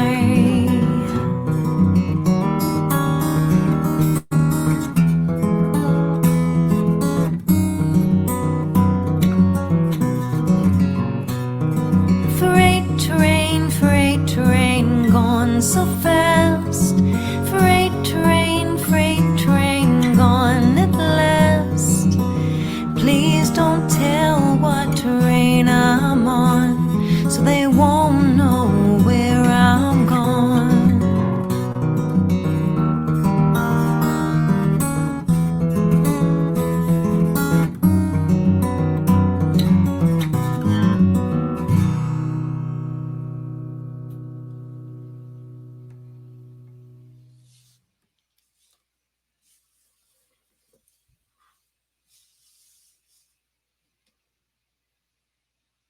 Oh, I am muted. There we go. Thank you so much, Molly. That is wonderful. See, I mute myself during the songs because I don't want my, paper shuffling to get in the way. So, no, we couldn't really have this event and not talk about the passing of the legendary John Lewis. And and when we look at today's and what we're trying to celebrate, it calls back to the thoughts of the call to march on Washington, and folks like John Lewis, the NAACP, really left that legacy. So here's a little clip that we want to share with you, and I want to thank you, Leslie, as well for taking and looking, organizing this. So with that said, It's a great clip, and it's A. Philip Randolph and John Lewis, along with other civil rights groups like the NAACP, who took and organized actions to make the march possible.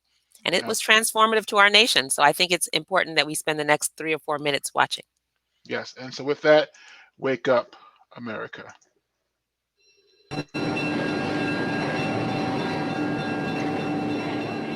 200,000 Negroes and whites marched on Washington, demanding passage of President Kennedy's Civil Rights Bill, most far-reaching of its kind in 100 years. And this, during the 100th anniversary of the Emancipation Proclamation of Abraham Lincoln. Freedom! Oh, freedom! Freedom! The March on Washington was the idea of A. Philip Randolph, this Dean of Black Leadership, a man who had been wanting to see a march on Washington since the days of Roosevelt. President Kennedy invited a group of us to the White House to meet with him. Kennedy didn't like the idea. He said, if you bring all these people to Washington, won't there be violence and chaos and disorder? Mr. Randolph responded in his baritone voice and said, Mr. President, this will be an orderly, peaceful, nonviolent protest. And we started organizing. We were able to bring more than 250,000 people to march on Washington. And we all had to prepare a speech. I was very young, 23 years old, had all of my hair and a few pounds lighter. I have the pleasure to present to this. When A. Philip Randolph said, I now present to you young John Lewis, the national chairman of the Student Nonviolent Coordinating Committee. Brother John Lewis. I looked to my right. I saw hundreds and hundreds of young who had been involved during the early days. Looked straight ahead. I saw this sea of humanity. Then I looked to the left. I saw young black men and young white men up in the trees, trying to get a better view. And then I said to myself, well, this is it. And I looked straight ahead again. And something said to me, go for it. And I opened my mouth and I started speaking. We march today for jobs and freedom. But we have nothing to be proud of. But hundreds and thousands of our brothers are not here. For they're receiving starvation wages or no wages at all. Those who have said be patient and wait, we must say that we cannot be patient. We do not want our freedom gradually, but we want to be free now.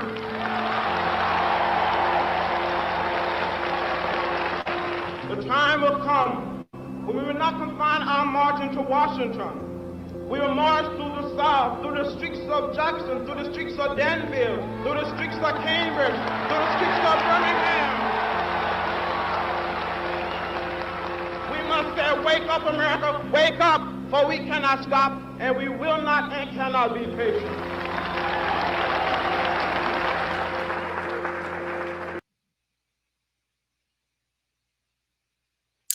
I think that's a really important clip, Terry. When we think about that's 1963, but this is 2020, and many of the demands that were made in 1963, we are still fighting for today.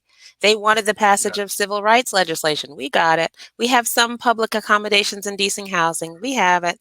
But these are important things. Elimination of school segregation. Even now, it feels like it's by choice, a segregated America, but it's not intentional. We have to do better. There's still work to be done. They were fighting for a $2 an hour minimum wage nationwide. Right. $2 an hour, and they couldn't get that passed. So I'm just saying, when we think about the enforcement of the 14th Amendment, Constitution, and all of those wonderful things, we still have these demands that need to be met today and realized. Yes. So it's also a time for us, my second clip, because I always think it's better than listening to me, but to be there to hear it by somebody else having it said. But it is the time to remember the price that we all paid to have the right to vote. And right now it's hanging in the balance again to be stolen. So let's take 5 minutes just to listen to John Lewis about the frustration of being denied the right to vote that led to the 3 marches, with this notable march from Selma to Montgomery. I felt then, and I feel today, that the vote is precious. It's almost sacred. It is the most powerful, nonviolent instrument or tool that we have in a democratic society. But for many years, people of color could not register to vote, especially in the 11 states of the old Confederacy. People stood in unmovable lines. People were beaten. People were murdered for attempting to register or to encourage others to register. In one little county called Lowndes County, the county was more than 80% African American, just outside of Montgomery, Alabama. There was not a single registered African American voter in the county. After President Johnson signed the Civil Rights Act in July 1964, we said to him, in effect, Mr. President, we need a Voting Rights Act. He said, I just signed the Civil Rights Act. We don't have the votes in the Congress to get a Voting Rights Act. If you want it, make me do it. There was a protest in Perry County, Alabama. A young man was shot and murdered. Because of what happened to him, we made a decision to attempt to march from Selma to Montgomery.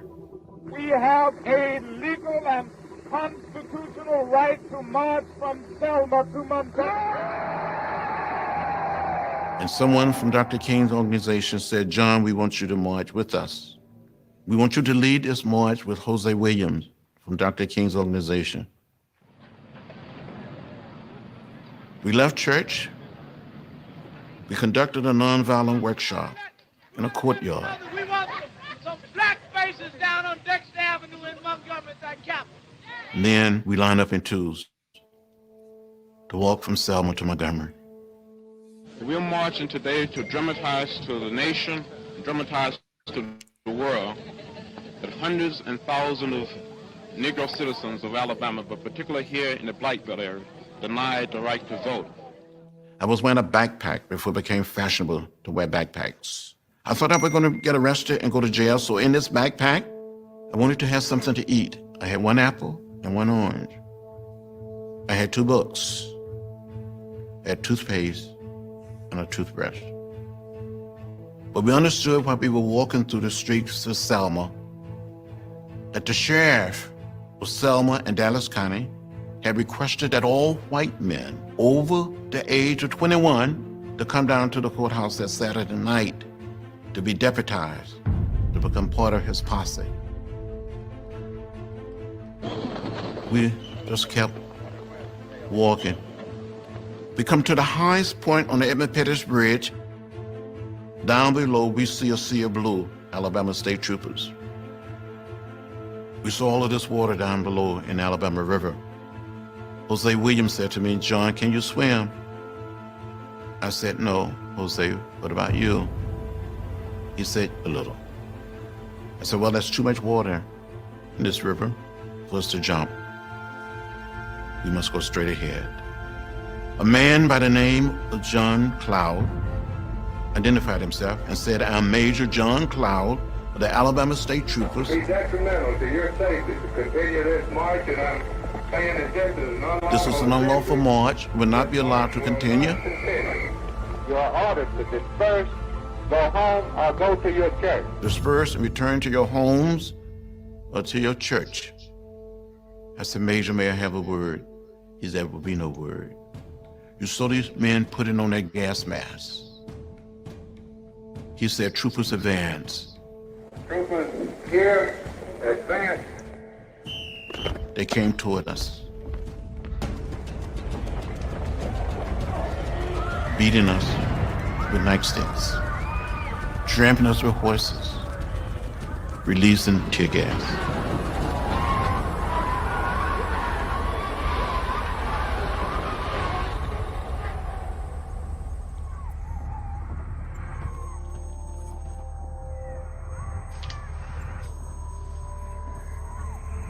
I was the first person to be hit. I was hit in the head by a state trooper with a nightstick.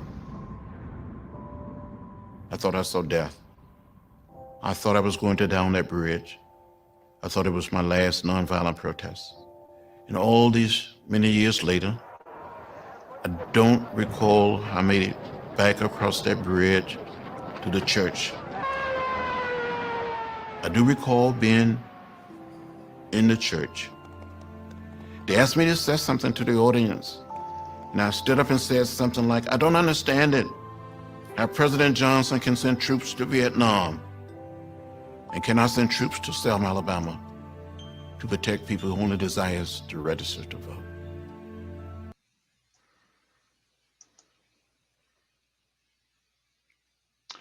Wow. And you know, indeed, the vote is our most powerful democratic tool.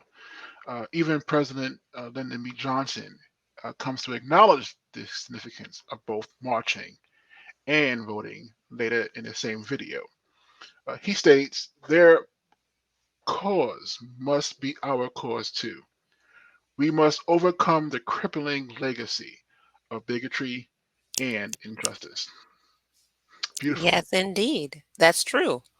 The evolution of the struggle, the past, and the present is still real, and we're bearing the brunt of it today. 250,000 people participated in that historic march on Washington in 1963, and it debuted Dr. King's iconic speech, which everybody knows, I Have a Dream. And it was broadcast live by television stations across the country. That 17-minute speech endured more than 57 years and has influenced billions of people. Wow. Well, we have some words from our president in State College, our State College NAAC president, Lorraine Jones. And so I want to share her message with us. And with that said, Hi, my name is Lorraine Jones, and it is my pleasure to be here with you today on behalf of the State College NAACP. Now more than ever, we must secure our democratic processes and our democratic right to vote.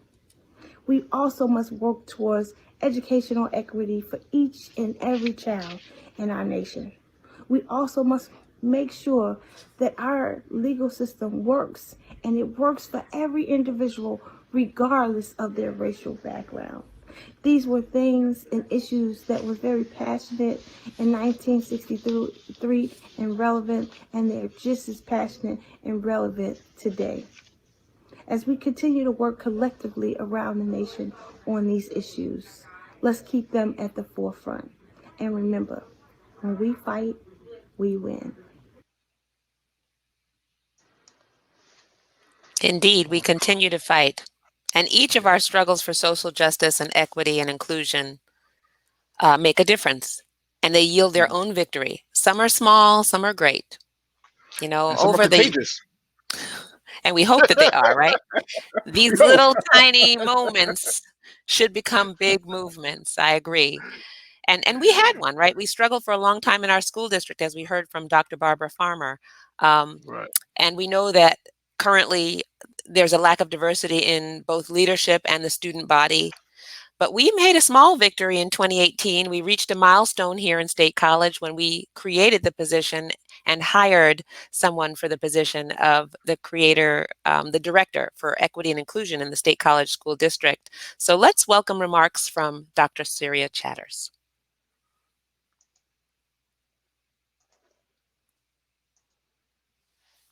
Hello, my name is Dr. Syria Chatters, and I am the Director of Equity and Inclusivity for State College Area School District.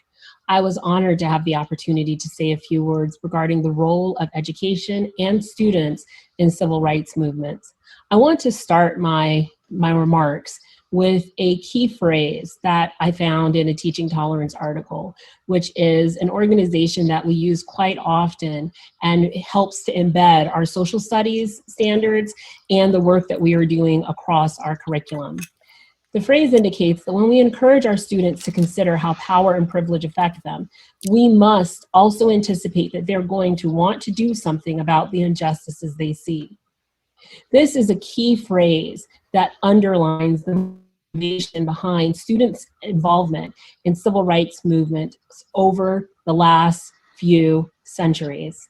It's key to note that although there are certain decades that have been marked as moments in time in which civil rights made significant leaps forward, that children and youth across time have been parts of the civil rights movements that have helped to propel us forward. In 1963, a student group called the Student Nonviolent Coordinating Committee was key in organizing many of the key events that we note to be integral in the civil rights movement today. John Lewis was a key member of that organization. SNCC was part of the Freedom Rides. They were key in the lunch counter protests, as well as key roles in leading the march across the Edmund Pettus Bridge, which was the march from Selma to Birmingham, and also helped to organize the March on Washington, in which John Lewis spoke alongside Dr. Martin Luther King. It is also important to note that students today are continuing to be integral members of civil rights movements across the country, advocating for Black Lives Matter, advocating for justice, advocating for the reform of police departments across the United States, as well as reforms of systems to help to root out institutional racism. Students right here in State College, Pennsylvania, have also protested as early as this past summer in joining the movements that are occurring across the globe. One of the key roles of education is to ensure that we are teaching students history in the way that it happened.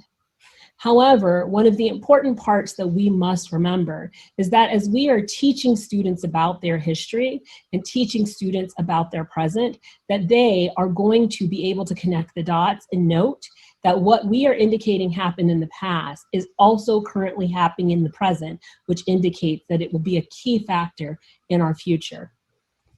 One of the key statements and quotes of Martin Luther King is that hope is the enemy of injustice. Many of us see our youth as our hope for the future. My key hope is that as we continue to educate our youth, that they will continue to join civil rights movements and help to be integral players in propelling us forward. If hope is the enemy of injustice, then our youth are definitely our light for the future.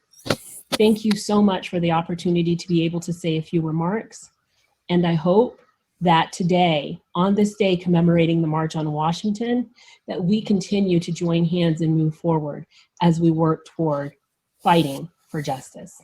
Thank you. Oh, that's wonderful. Wonderful. Thank you, Dr. Chatters. So, speaking of protests and rallies and marches, the State College community has been really active amongst all ages and making their voices heard surrounding the topics of racial injustice and police brutality. Even our high school students, they were so empowered that they made their demands known to the school board. So this song goes out to them. It's actually a song that I do love. It's called Rise. It's performed by our own Miss Melanie. Miss Melanie is a local band that focuses on some funk, some soul, some danceable tunes. And also she's one of the founding members of the 320 Coalition. So I'm so honored to have Melanie share her art with us. And take and be a part of this observation. Observance. Brian Clary is on guitar, Chris Cohn on the drums, and Jeff Beck on the bass. So with that said, I would love to bring on Miss Melanie. Rise up.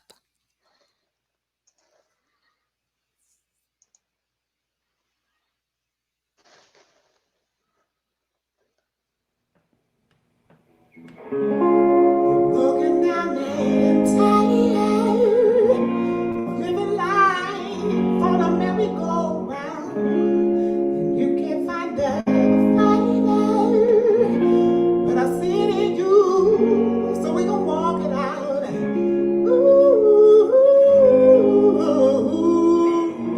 Mountains, we gon' walk it out.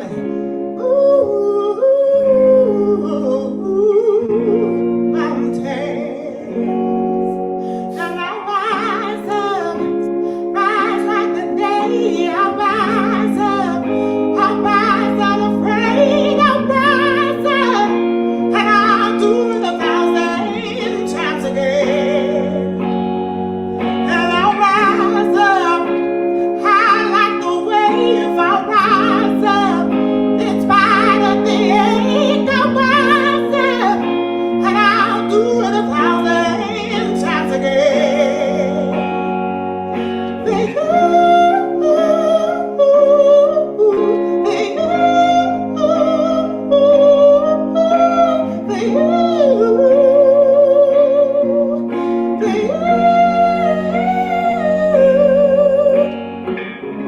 When the silence is quiet, and it feels like it's getting hard to breathe, and I know you feel like dying, but I promise we'll take the world to its feet.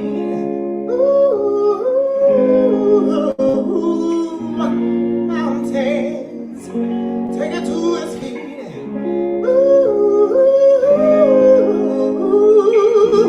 Mountains, and I'll rise up, rise like the day. I'll rise up, in spite of the ache. I'll rise up, and I'll do it 1,000 times again. But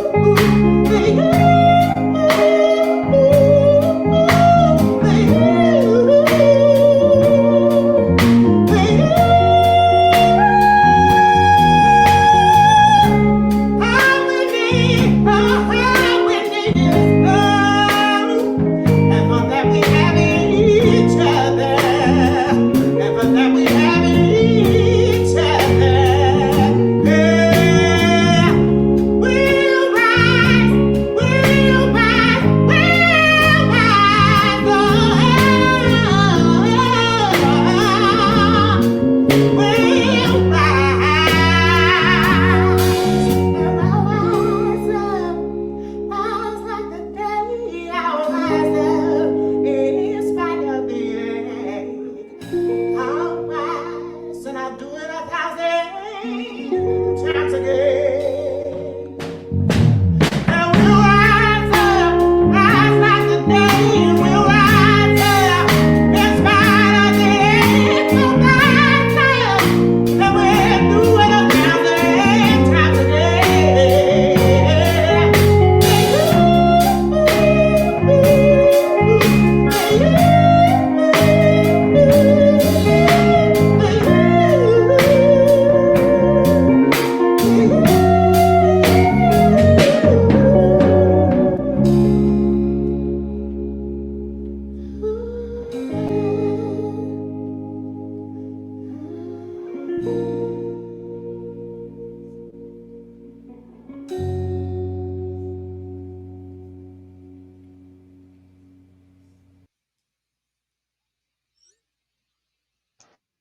I love that Wonderful. song, Rise Up. I really Beautiful. do. I love to hear it. So thank you, Melanie.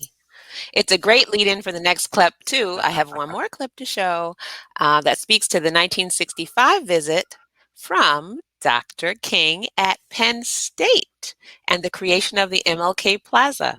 So let's hear from Jackie Esposito and Dr. Anne Marie Mingo.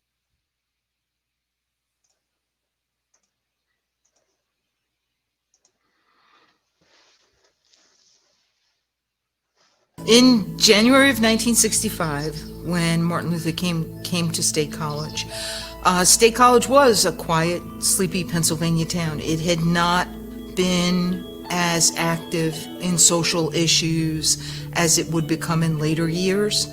And so it would have been very traditional Pennsylvania.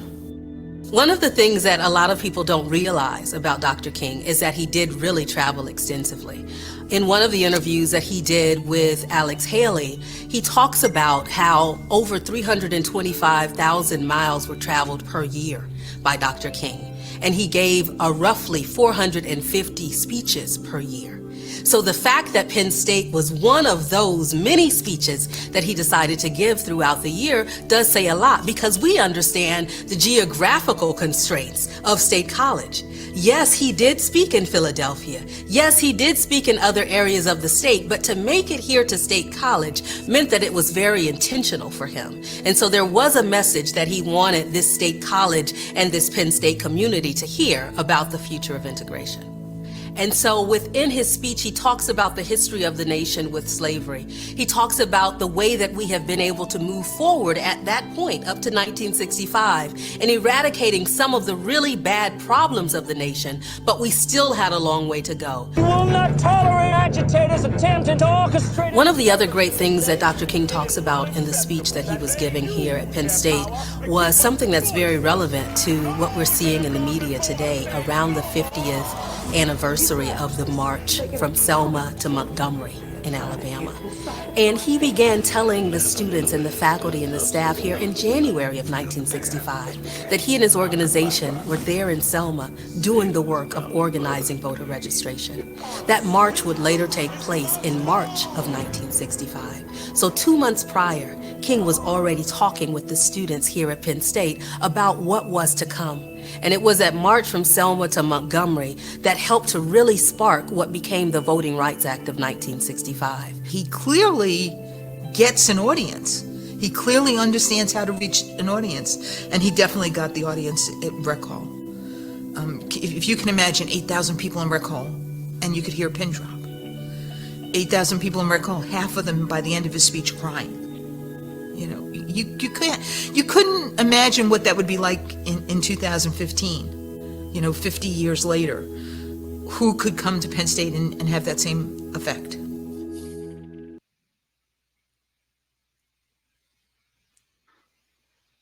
Fantastic. Yeah, that's I do love that bit of history.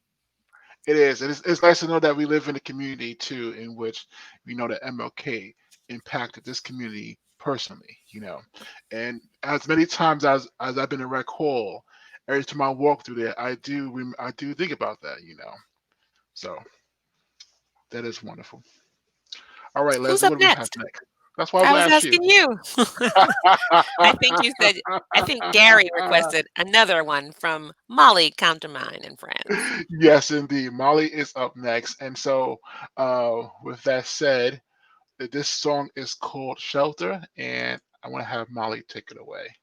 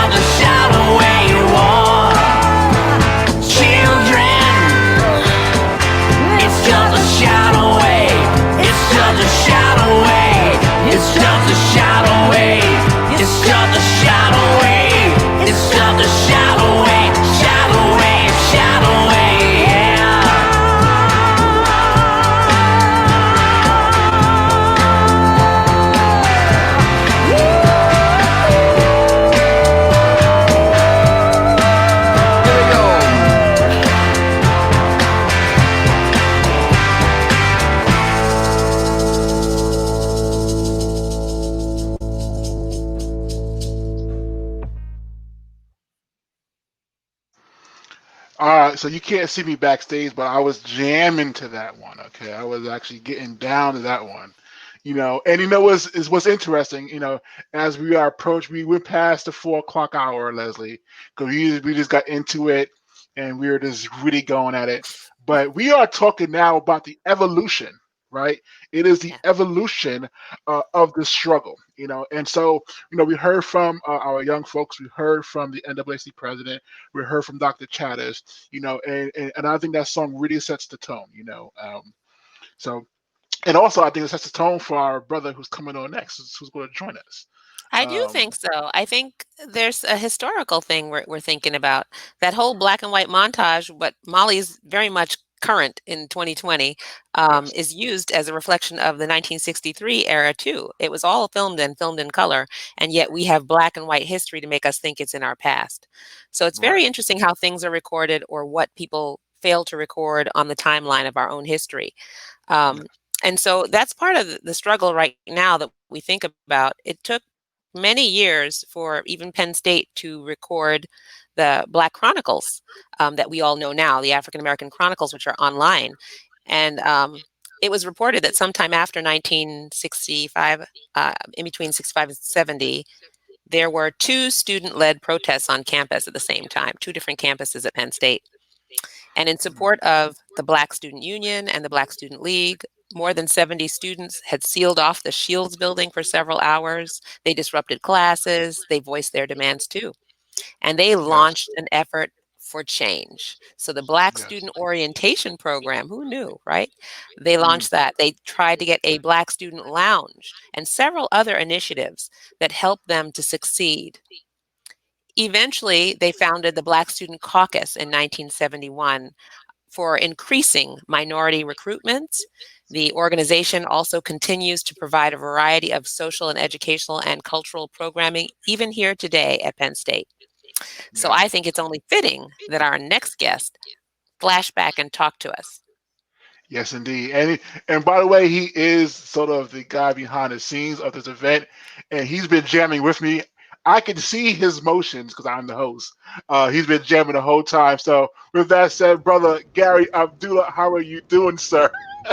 It is our legendary Gary Abdullah, and a member of the MLK Plaza Committee and a Penn State alum who has a few tales to tell us of the 1970s when he was a student. I got tales to tell. Can you hear me? Yes, take it away, Gary. Wonderful. Hey, you guys are doing a wonderful job. Thank you so much for picking up the ball and running with it. I mean, the production. I'm enjoying this. I am enjoying my caramel apple tea sitting here at home, and it is a public service. I appreciate what you're doing. Absolutely. You're welcome. And I get to dance. That last one got me dancing too. Oh man. and you in the blues. Strangely enough, it is really appropriate. Well, one of the things you were just talking about was in 69 and 70 and that sort of thing. I think even in addition to the Shields building, they took over the natatorium as well. Because I got here in like the fall of 70, and the natatorium was still kind of disheveled, shall we say. They were still doing repairs on it. And the song talks about "Give Me Shelter," and it says "War Children." It was war. It was serious. It was to back up a little bit. When I got here, I joined the Black Student Union, and then we formed the Black Caucus and all that sort of thing. I was one of the inaugural officers of the Black Caucus, and the process was one of students bringing to the university and to the society in general, status quo, a lot of challenges, a lot of new ideas. Like, I think Penn State needs a Black Studies program. Because at that time there was no Black Studies, there was no Women's Studies, there was no gay, lesbian, there was none of that. There was no ADA. All of those things came out of the civil rights struggle that came to campus in 68, 69. And so I remember, talking to students, I remember talking to faculty, and the faculty would stand you up as a student in their class in the forum in front of like 300 or 400 other students and say they didn't want to hear about it. As a faculty person at Penn State, what you were presenting did not belong at their university, and neither did you. I've heard it said. And so it was a time of challenge, you know. It was a time of resistance, you know. And so when we look at all these things, you know, when we look at the many aspects of diversity that are just taken for granted at Penn State, one of the things you got to know is that when you bring protest, when you bring a march for jobs and freedom to an institution, there's going to be resistance. There's going to be kickback. That's one of the reasons I'm really glad that you guys and we all have made such an effort to incorporate, you know, the young people. Because when I got here, I was 17 years old, and this place was like a big forest to me. I was from West Philadelphia, and so I didn't do big trees and stuff like that. I didn't do a whole lot of grass, you know. And I also was not used to the idea of just coming to the institution and saying, these are changes that need to be made, and having the institution say, you know, we can tell you where to get off, you know, take your bus and go home. But our youth was an asset. It was a weapon. We were able to really, you know, do a lot of things in terms of presenting new ideas. And what we learned was you really just had to just persist, you know. I've talked to like university administrators and things like that 10, 15 years later, that sort of thing. And they explained that as in 1971, we were presenting demands. One of their stated objectives was just, they were going to wait you out. They were like, you know, the premise was, it's spring semester. If all we got to do is hang in until everybody goes home, they're students. By September, they're dumb, they'll forget. And so it becomes the challenge for us is to be dedicated enough to the cause to say, yes, I know, we know the game, we know how you're playing. These are still issues that need to be addressed. Yes.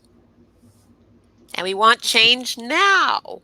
Yeah, yes, you know, and not be sucked in and tricked into doing the dumb things. You know, there was some violence. You know, there were fights and things like that, but there were no riots. There was organized protest, and the fact that there were no riots meant that the police could not send you home or to rob you, and you were able to continue to be there to continue to present your issues. And I think the process really is one of the vigor of youth and the wisdom of knowing what the game looks like and how you have to play it. You know, I hear people talking about, you know, just advocating violence, and I know how that's going to end. I mean, we know how that sort of thing has ended for a couple hundred years now. So it's so important that as we approach the cause and as we approach the effort, that we work together. You know, the old people have something, the geezers got something to share, the young kids have something to share, and we all have something to do. That's very true. I think it was Daryl Daisy, who was part of class of 1983, who was given credit for getting the Black Alumni Association to champion and document our comprehensive account of the African American experience at Penn State. And so we're grateful that somebody was able to get at least some of that in the last 110 years to show our rich contributions, the struggles that we went through to make change, and the successes of the African American Penn Staters, right, that have been part of the chronicle and the history of Penn State. And I encourage our audience and our viewers to check it out on Penn State website. I have talked to people who were present when King spoke at Rec Hall, and Donna Queenie is a good friend of mine, and she talks about how she was first or second row, how and as Jacqueline Esposito was saying, there were a lot of tears in the audience as people were just convicted by what he was talking about. But to talk about the longevity, she at the time, late or rather many years later, was one of the people who, as a part of State College Area School Districts, the school board, was one of the advocates for changes within the school district, and a lot of other things that had to do with diversity within the structure of Penn State. And it comes out of how she was impacted that night in the 1960s. You know, it redounded to the 1970s and the 1980s and that sort of thing. And so there are people, hopefully, who are being impacted now, who are going to be to take that impact and turn it into the fight, turn it into change. Well, you know what, Brother Gary, Excellent. I love that. And you know what? You said the right word, change, you know, because I think that's actually leads to our next segment here, too. We one of my favorite songs, I've even written a version of it on the piano. I haven't played it in years, but one day, right? One One day. day. All right. But Hold you. my but my dear sister Melanie did bless us with the song, and the song is, of course, titled "Change." So, with that said, Gary, thank you so much for joining us. Thank you Thank you for for all having the me, work you guys. do. And with that said, I wanted to bring in Miss Melanie again for her version of "Change."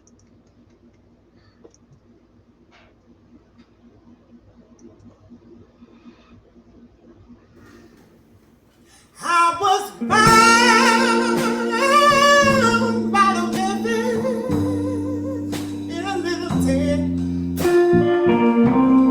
just like the river been running ever since. It's been a long, long time coming, but I know my change don't come.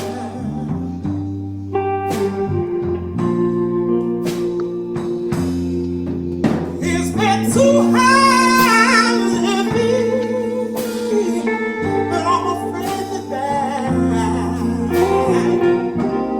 Might not be if I knew what was out there behind the sky. It's been a long time coming, but I know my change gon' come. Oh, yes it is. I go to the movie and I go downtown. Somebody keeps telling me don't be hanging around. It's been a long time coming, but I know my change gon' come. Oh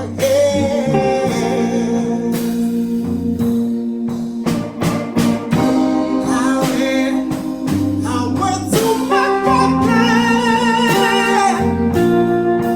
And I asked him, doctor, could you help me please? Yeah. He said, go sit down, I'd like to, but I'm not able. When I looked around, I was right back down. Some of my things to be. There've been times when I thought that, oh, I thought I could rest alone. But somehow, right now, I believe I'm able to carry on. It's been a long time coming, but I know my change has got to come. I know my change is gonna come.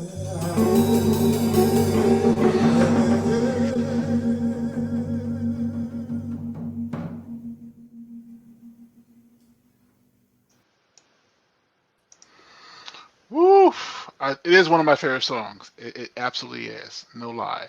We're And still rocking it from 1964 from Sam Cooke. yes, A change indeed. is going to Yes, come, and change does come. Sometimes absolutely, it's absolutely. milestones and sometimes it's mountains. We have a long way to go. Right. Well, you know what? I know we have we're looking at we're 4:32, which means we have about a half an hour left. Um, and sort of scary as it is. The next artist that I'm going to play, and this artist will actually be on with us soon, is Dre and Lenore. Is a beautiful piece that really touched my heart. It's called Black Man. So I am going to play that piece, and you see why I love it so much.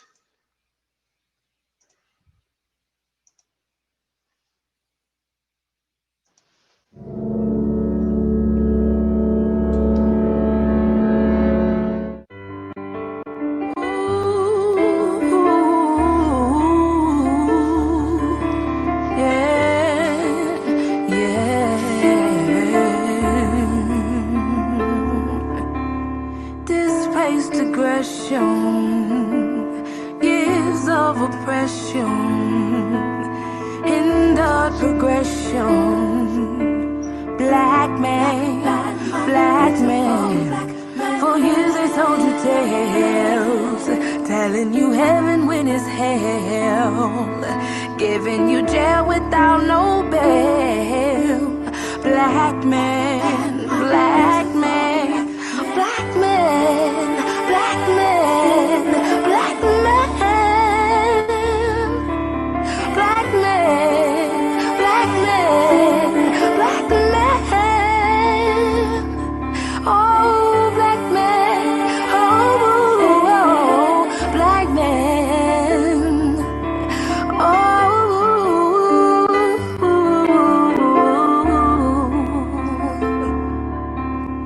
mentally abused. Oh, you've been so misused, but your faith, please do not lose. Black man, black man, you saw your brother hanged while your hands they restrained. Then they said it would be okay. Oh, black man, oh, black man, oh, black man, oh, black man, black man, oh, black man, oh, black man, oh, black man, black man, black man, oh, black man, black man, yeah. Come back to yourself. Let me help you to reveal. Black man, black man, black man, black man, black man, black man. Oh, stop killing yourselves. Hear me call the man in you. Black man, black man, black man, black man. Oh, black man. Brought you to a foreign land and made you build it with your hands. Knocked you down, but you still stand. Black man, oh, black man. You would jump into your grave so your soul you can save from the hell that he gave. Oh, black man, oh, black man.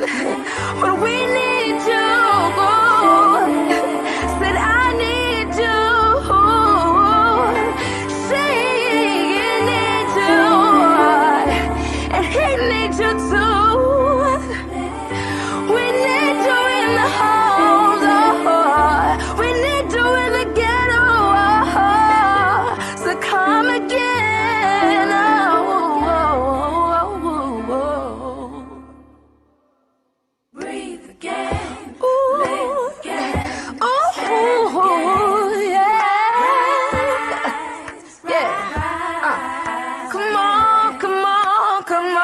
Come on, oh, black man. Speak again. Oh, rise, rise again.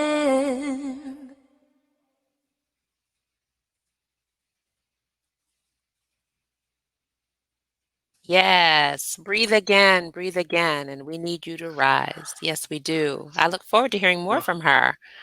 I think I know that's I can't wait. exciting. I can't wait to talk to her live. Me and Drea spent a lot of time this summer together, so when she joins us live, it'd be good to see.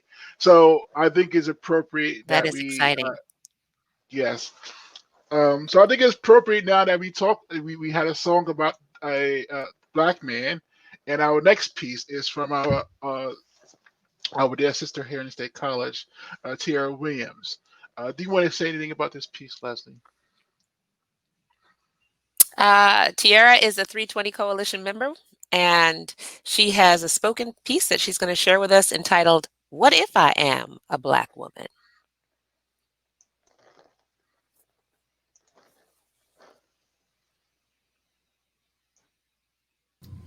What if I am a black woman? Is it a disease? Well, if it is, I sure hope it's catching. Because they need to pour it in a bottle, label it, and sprinkle it all over the people, men and women, who've ever loved or cried, worked, or died for any one of us. What if I am a black woman? Is it a crime? Arrest me. Because I am strong but gentle. I'm smart but I'm learning. I'm loving but I am hateful.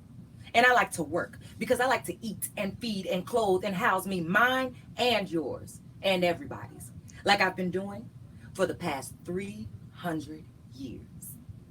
What if I am a black woman? Is it insane? Commit me. Because I want happiness and not tears, truth and not lies, pleasures not pain, sunshine not rain, a man and not a child. What if I am a black woman? Does it bother you that much? Because I want a man who wants me, loves me, and trusts me, respects me, and gives me everything because I give him everything black. Plus, what if I am a black woman? We are midnight brown, chestnut, honey brown, chocolate covered, big lip, big hip, big breasted, and beautiful. All at the same time. So what if I am a black woman? I've got rights the same as you.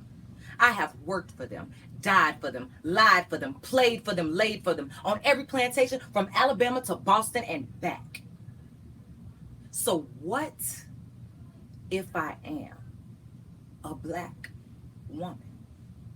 I love me, but I want you to love me too.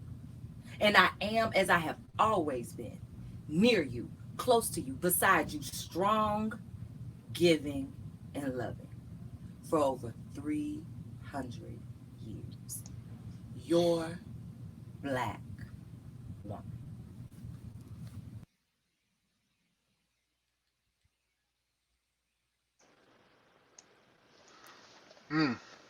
Powerful. Powerful indeed. Well, okay, so we're going to play one more song before we bring in another person live. And again, it's by my dear sister, Drea Noor. When I first heard this song, I thought it really speaks to what I think we're feeling these days. And so I really wanted to have the opportunity to play it.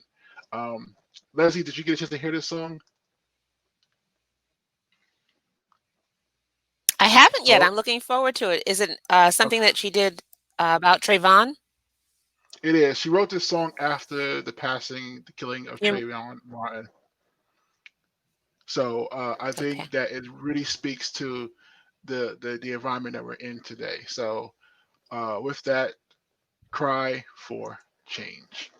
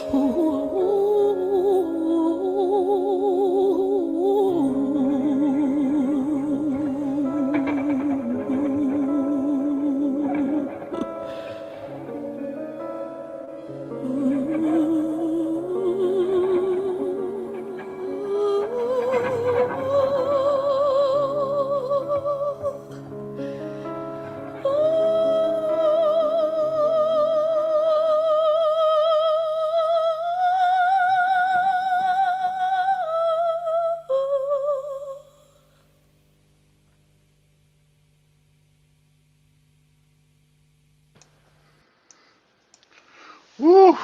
That, Yes, you you're know right, what? Terry. That was pretty powerful. Now you see, I mean, powerful as it is. So, we do have our brother here, and I'm so glad that he's able to join us today.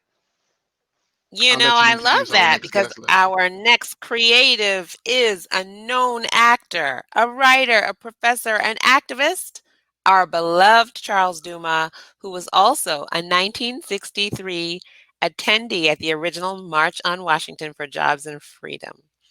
I tell you, what call to action will Charles bring us to from under his baobab tree? Hello, Charles. Welcome. And Charles, unmute your phone, unmute Oh, your you're microphone, muted. Charles. There we go. There There you you go. go. Yeah. Wow, that was a powerful number. That's an amazing piece to follow. And thank you guys for having me. You're doing a great job, and thanks for squeezing me in. It's nice to have the old folks sort of, come up and comment on it. This is really kind of wonderful stuff that you have. So thank you. What I'm going to read is in the paper today. If you miss it, you just pick up the CDT. It's from my column under the baobab, and it's on the anniversary of the march because I was there back with my church back when I was a teenager. So let me just read it and comment as I go along. Is that all right? Yes. All right, good enough. Okay. Because of the pandemic, the 57th anniversary of the March on Washington will be celebrated virtually instead of in MLK Plaza as it was last year. But y'all know that because we're here. It may be difficult drawing a good crowd, and one of the organizers, a young leader of Black Lives Matter, asked me, he said, Professor, how did the leaders get 250,000 people to march on Washington in 1963? I had to tell him that the leaders didn't. The people did. In 1963, our church group arrived on overnight train from Chicago, and inside the station, the police and soldiers were lined up shoulder to shoulder. Some had fixed bayonets. Now, you see, you got to understand that we were coming a couple of months after the Birmingham riots, where they had used dogs and hoses and all kinds of things to oppress our people in their demonstration. So we didn't know what to expect. As we came through the station, someone started to sing. We always sang when we got scared. Woke up this morning, my mind stayed on freedom. So frightened, we joined in. Out in the thousands of people. At that time, it was the largest demonstration ever held in the District of Columbia. There were 6 leaders of the march. A. Philip Randolph, head of the Brotherhood of Sleeping Car Porters. That was the largest black union at the time. James Farmer of CORE, Congress of Racial Equality. Reverend King of SCLC. Roy Wilkins of the NAACP. Whitney Young of the Urban League. And John Lewis of SNCC, the 23-year-old radical of the 6. Now, they arrived late for the march.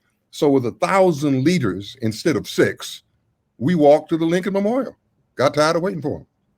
It was already a sacred place. In 1939, when the Daughters of the American Revolution denied Marian Anderson the use of the Constitution Hall because of her race, Eleanor Roosevelt arranged for her to give a concert at the Lincoln Memorial.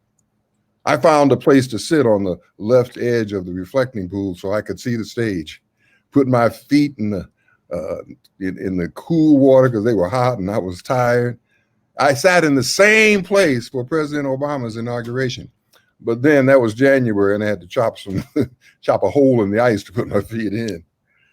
And then we broke out the fried chicken and potato salad. See, that was back in the days of segregation and discrimination. We took food with us because we weren't sure, because we were down south, where you could go into a restaurant and eat.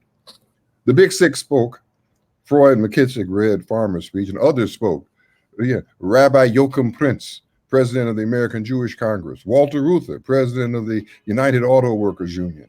Matthew Anham, head of the National Catholic Conference. Bayard Rustin, he didn't speak. He was Randolph's chief assistant, but he didn't speak because the organizers thought that he might be gay baited. As I remember, only 2 women spoke. Daisy Bates of the Little Rock Nine said a few words, and Lena Horne, the jazz singer and activist, shouted one word. She said, "Freedom!" She was one of the people that Harry Belafonte had brought from Hollywood, along with Sidney Poitier and Marlon Brando and Paul Newman, Joanne Woodward, Diane Carroll, Ozzie Davis, Ruby Dee, and Carlton Heston. Yeah, Carlton Heston. That was his pre-NRA days. Pete Seeger, who later became our dear friend in upstate New York, performed. Marian Anderson returned to her place of triumph to sing. Gospel legend Mahalia Jackson sang How I Got Over. Joan Baez led the crowd in several verses of We Shall Overcome. That time, that was the Black national anthem. Old Freedom. Odetta sang I'm on my way. Bob Dylan performed When the Ship Comes In, and only a pawn in their game. Peter, Paul, and Mary sang If I Had a Hammer, and Blowing in the Wind. Years later, our daughter Alexandra would marry Mary Travis's nephew. During the day, word got around that W.E.B. Du Bois had died the night before. Du Bois, the first Black PhD from Harvard and the founder of the NAACP, had been the leading Black intellectual of the first half of the 20th century. Roy Wilkins asked for a moment of silence to commemorate Du Bois. The day unfolded like a church service. The blessings of the Holy Spirit just poured down like a mighty stream. There were no video screens. We couldn't see much, but we could hear everything. Reverend King was one of the last speakers. He had been we didn't know him too much, but he had been the leader of the Montgomery bus boycott back in '55 and the co-organizer of the demonstration that sprang up in Birmingham that spring. He began in the slow cadence of a Black Baptist preacher. It was late in the day. We started looking at our watches. Some of us started thinking, oh, my Lord, there's a long train ride home. It had been a long day. I learned later that Mahalia Jackson, referring to an earlier speech, said, tell him about the dream, Martin. And then he began, I have a dream. And he continued. By the end of his speech, those who had been sitting around standing, those who had been sitting were standing, and those who had been standing were soaring. With this faith, I returned to the South. Free at last, free at last. Thank God Almighty, we're free at last. In that moment, we felt free of bigotry and despair. We were free of degradation, free of oppression, free of self-doubt. In that moment, institutional racism, which had sprung from the loins of chattel slavery, was revealed for what it was, a stillborn monster which no longer had the power to oppress us. The Ku Klux Klan and the White Citizens Councils were exposed for what they really were. Sheet draped archaic clowns who could no more stop our freedom train than the clouds could contain the rain. The arc of the universe was truly bending toward justice. We departed as we had arrived, singing freedom songs. Sadly, we were not the only ones energized. 2 weeks later, the KKK planted a bomb in the 16th Street Baptist Church in Birmingham, Alabama. 4 little girls at Sunday school were killed. Ada Mae Collins, 14, Carol Denise McNair, 11, Carol Robertson, 14, and Cynthia Diane Wesley, 14. One of those little girls was actually decapitated. 2 steps forward, but 1 step back. Stay strong, sisters and brothers. Stay strong and keep your minds stayed on freedom. Thank you, Charles. Brother Dumas. Yes, I read that yesterday when you sent it, and it's hearing you read it, it gives me chills. Thank you, brother. Thank you. It really does. Thank you. I hope. All right, so I was going to say that I hope all the young people that were out there listening today remember that reflection from you, and I hope that they're also inspired that amidst all of the racial injustice that they're facing today, that they can still keep their minds stayed on freedom. Yeah. We don't keep our minds stayed on freedom, we don't get there, do we? No. No, as a matter of fact, that's what Brian Stevenson exhorted us to. He said we have to remain hopeful in order to be able to impact and make change at all. Yeah. If we don't believe we can, we won't. Well, you certainly have contributed to that continued change, my brother and sister. You've done a wonderful job with this program. And thank you very much on behalf of us elders who are sitting under the baobab tree watching. Thank you, Charles. Thank you.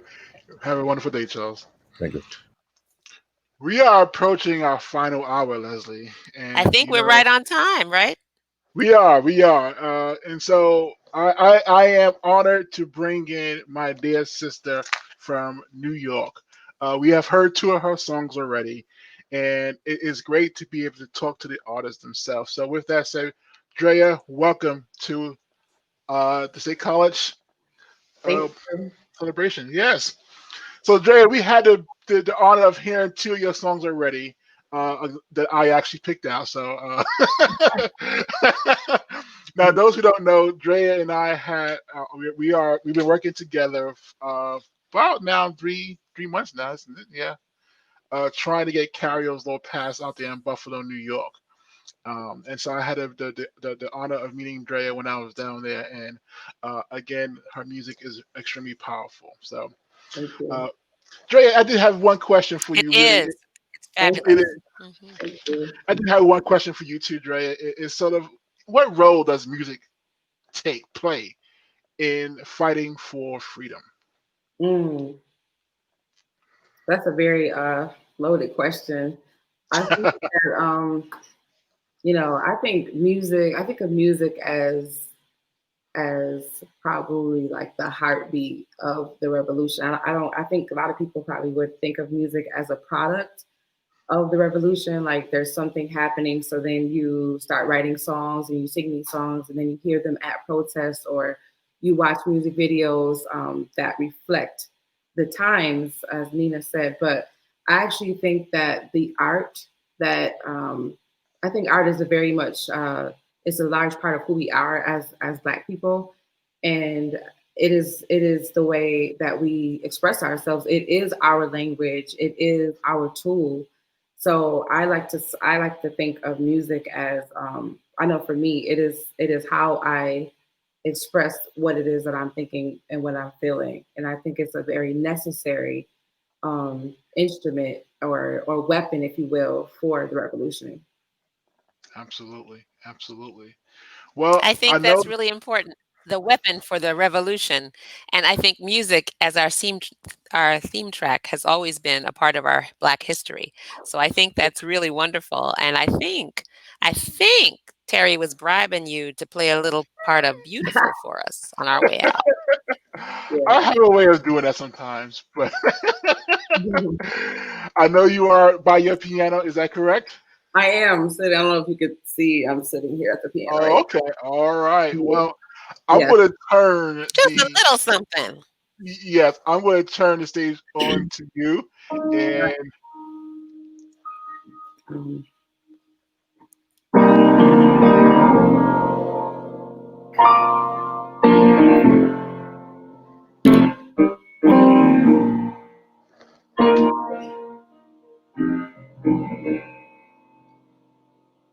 I was born by the river in a little old tent, just like the river I've been running ever since. It's been a long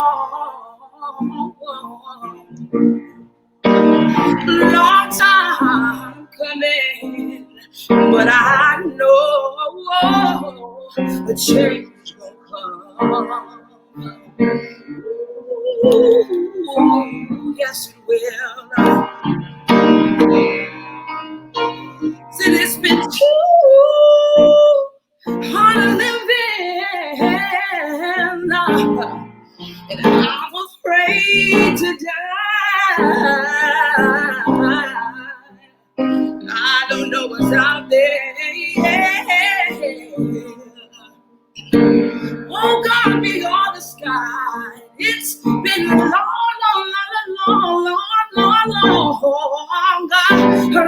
time coming, but I know a change will come.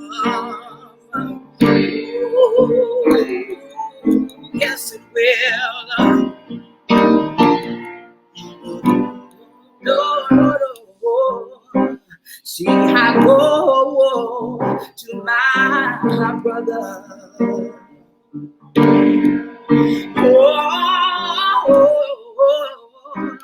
And I say, brother, help me please.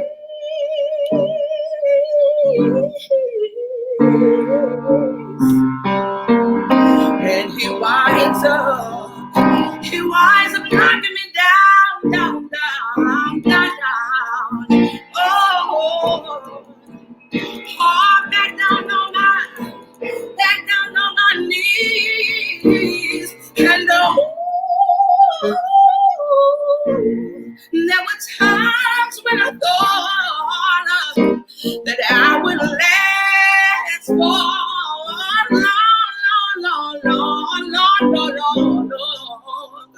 But now we know we're able, oh God, yeah. Good God, to carry on. It's been long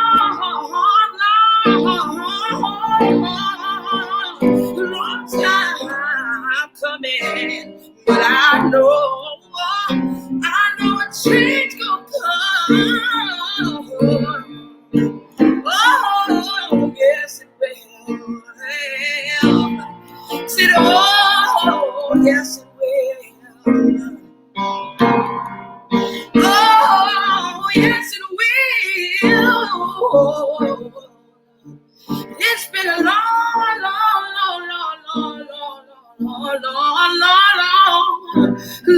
time coming, yeah.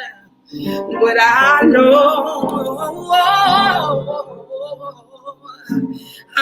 a change is gonna come.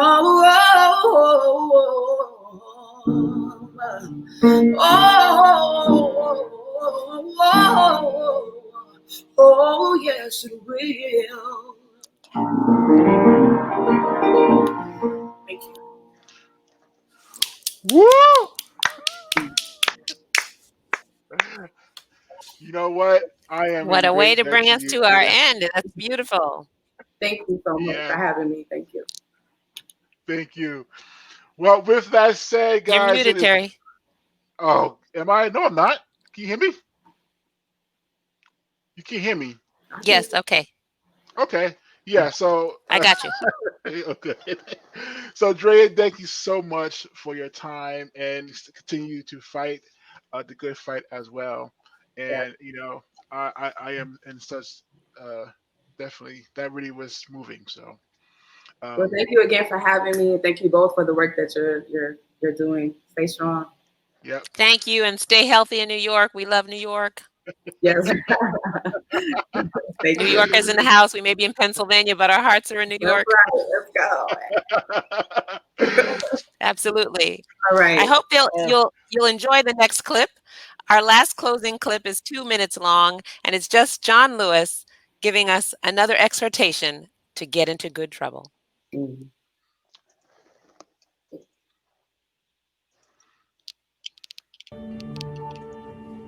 If it means a march, a silent walk, a sit-in, a sit-down, or maybe signing a petition, writing a letter, or voting, we have to be engaged, all of us, as members of the human family, as citizens of this country.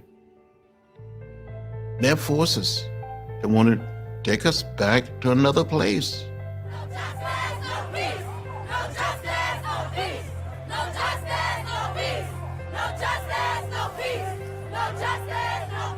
And we're saying we're not going back. We've come too far.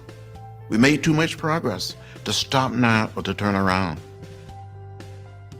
That's why I feel it is part of my obligation, my mission or mandate, to reach as many young people as possible.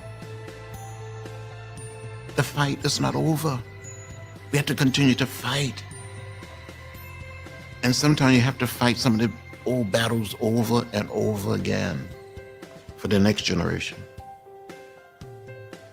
for generation yet unborn. You too can make a contribution, and you must.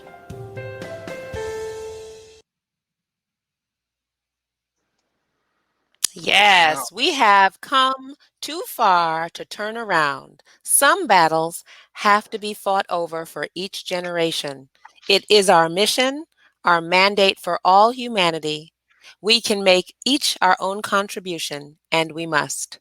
Powerful reflections of a life well lived in service for racial equality, gun safety, immigration reform, fighting for dignity for all. We invite our viewers to get engaged in your local community. Many of our voices shared with you today represent clubs and organizations and coalitions and movements that you should be a part of. We encourage you to rise up and march with us. There is still work to be done. Thank you all for watching the State College commemoration of the 57th March on Washington for Jobs and Freedom. Thank you to the State College Borough and the MLK Plaza for all your contributions. And there were so many people, Leslie, behind the scenes that I do want to make sure we get the chance to give them a shout out. So that includes, of course, the Dr. Martin Luther King Jr. Plaza Committee, like I just mentioned, Kayla Laffery from the Borough of State College, the Borough of State College Office of Communication Engagement, the State College NAACP, CNET, State College Live, and of course, Strategies for Justice. Absolutely. And I thank you because I believe praise is what we do. And so we're thanking everybody for joining us to celebrate the 57th March on Washington for Jobs and Freedom. The struggle continues. And as we go out, we're going to remember that we shall overcome. Absolutely. And with that said, everyone enjoy this last clip and everyone have a great day.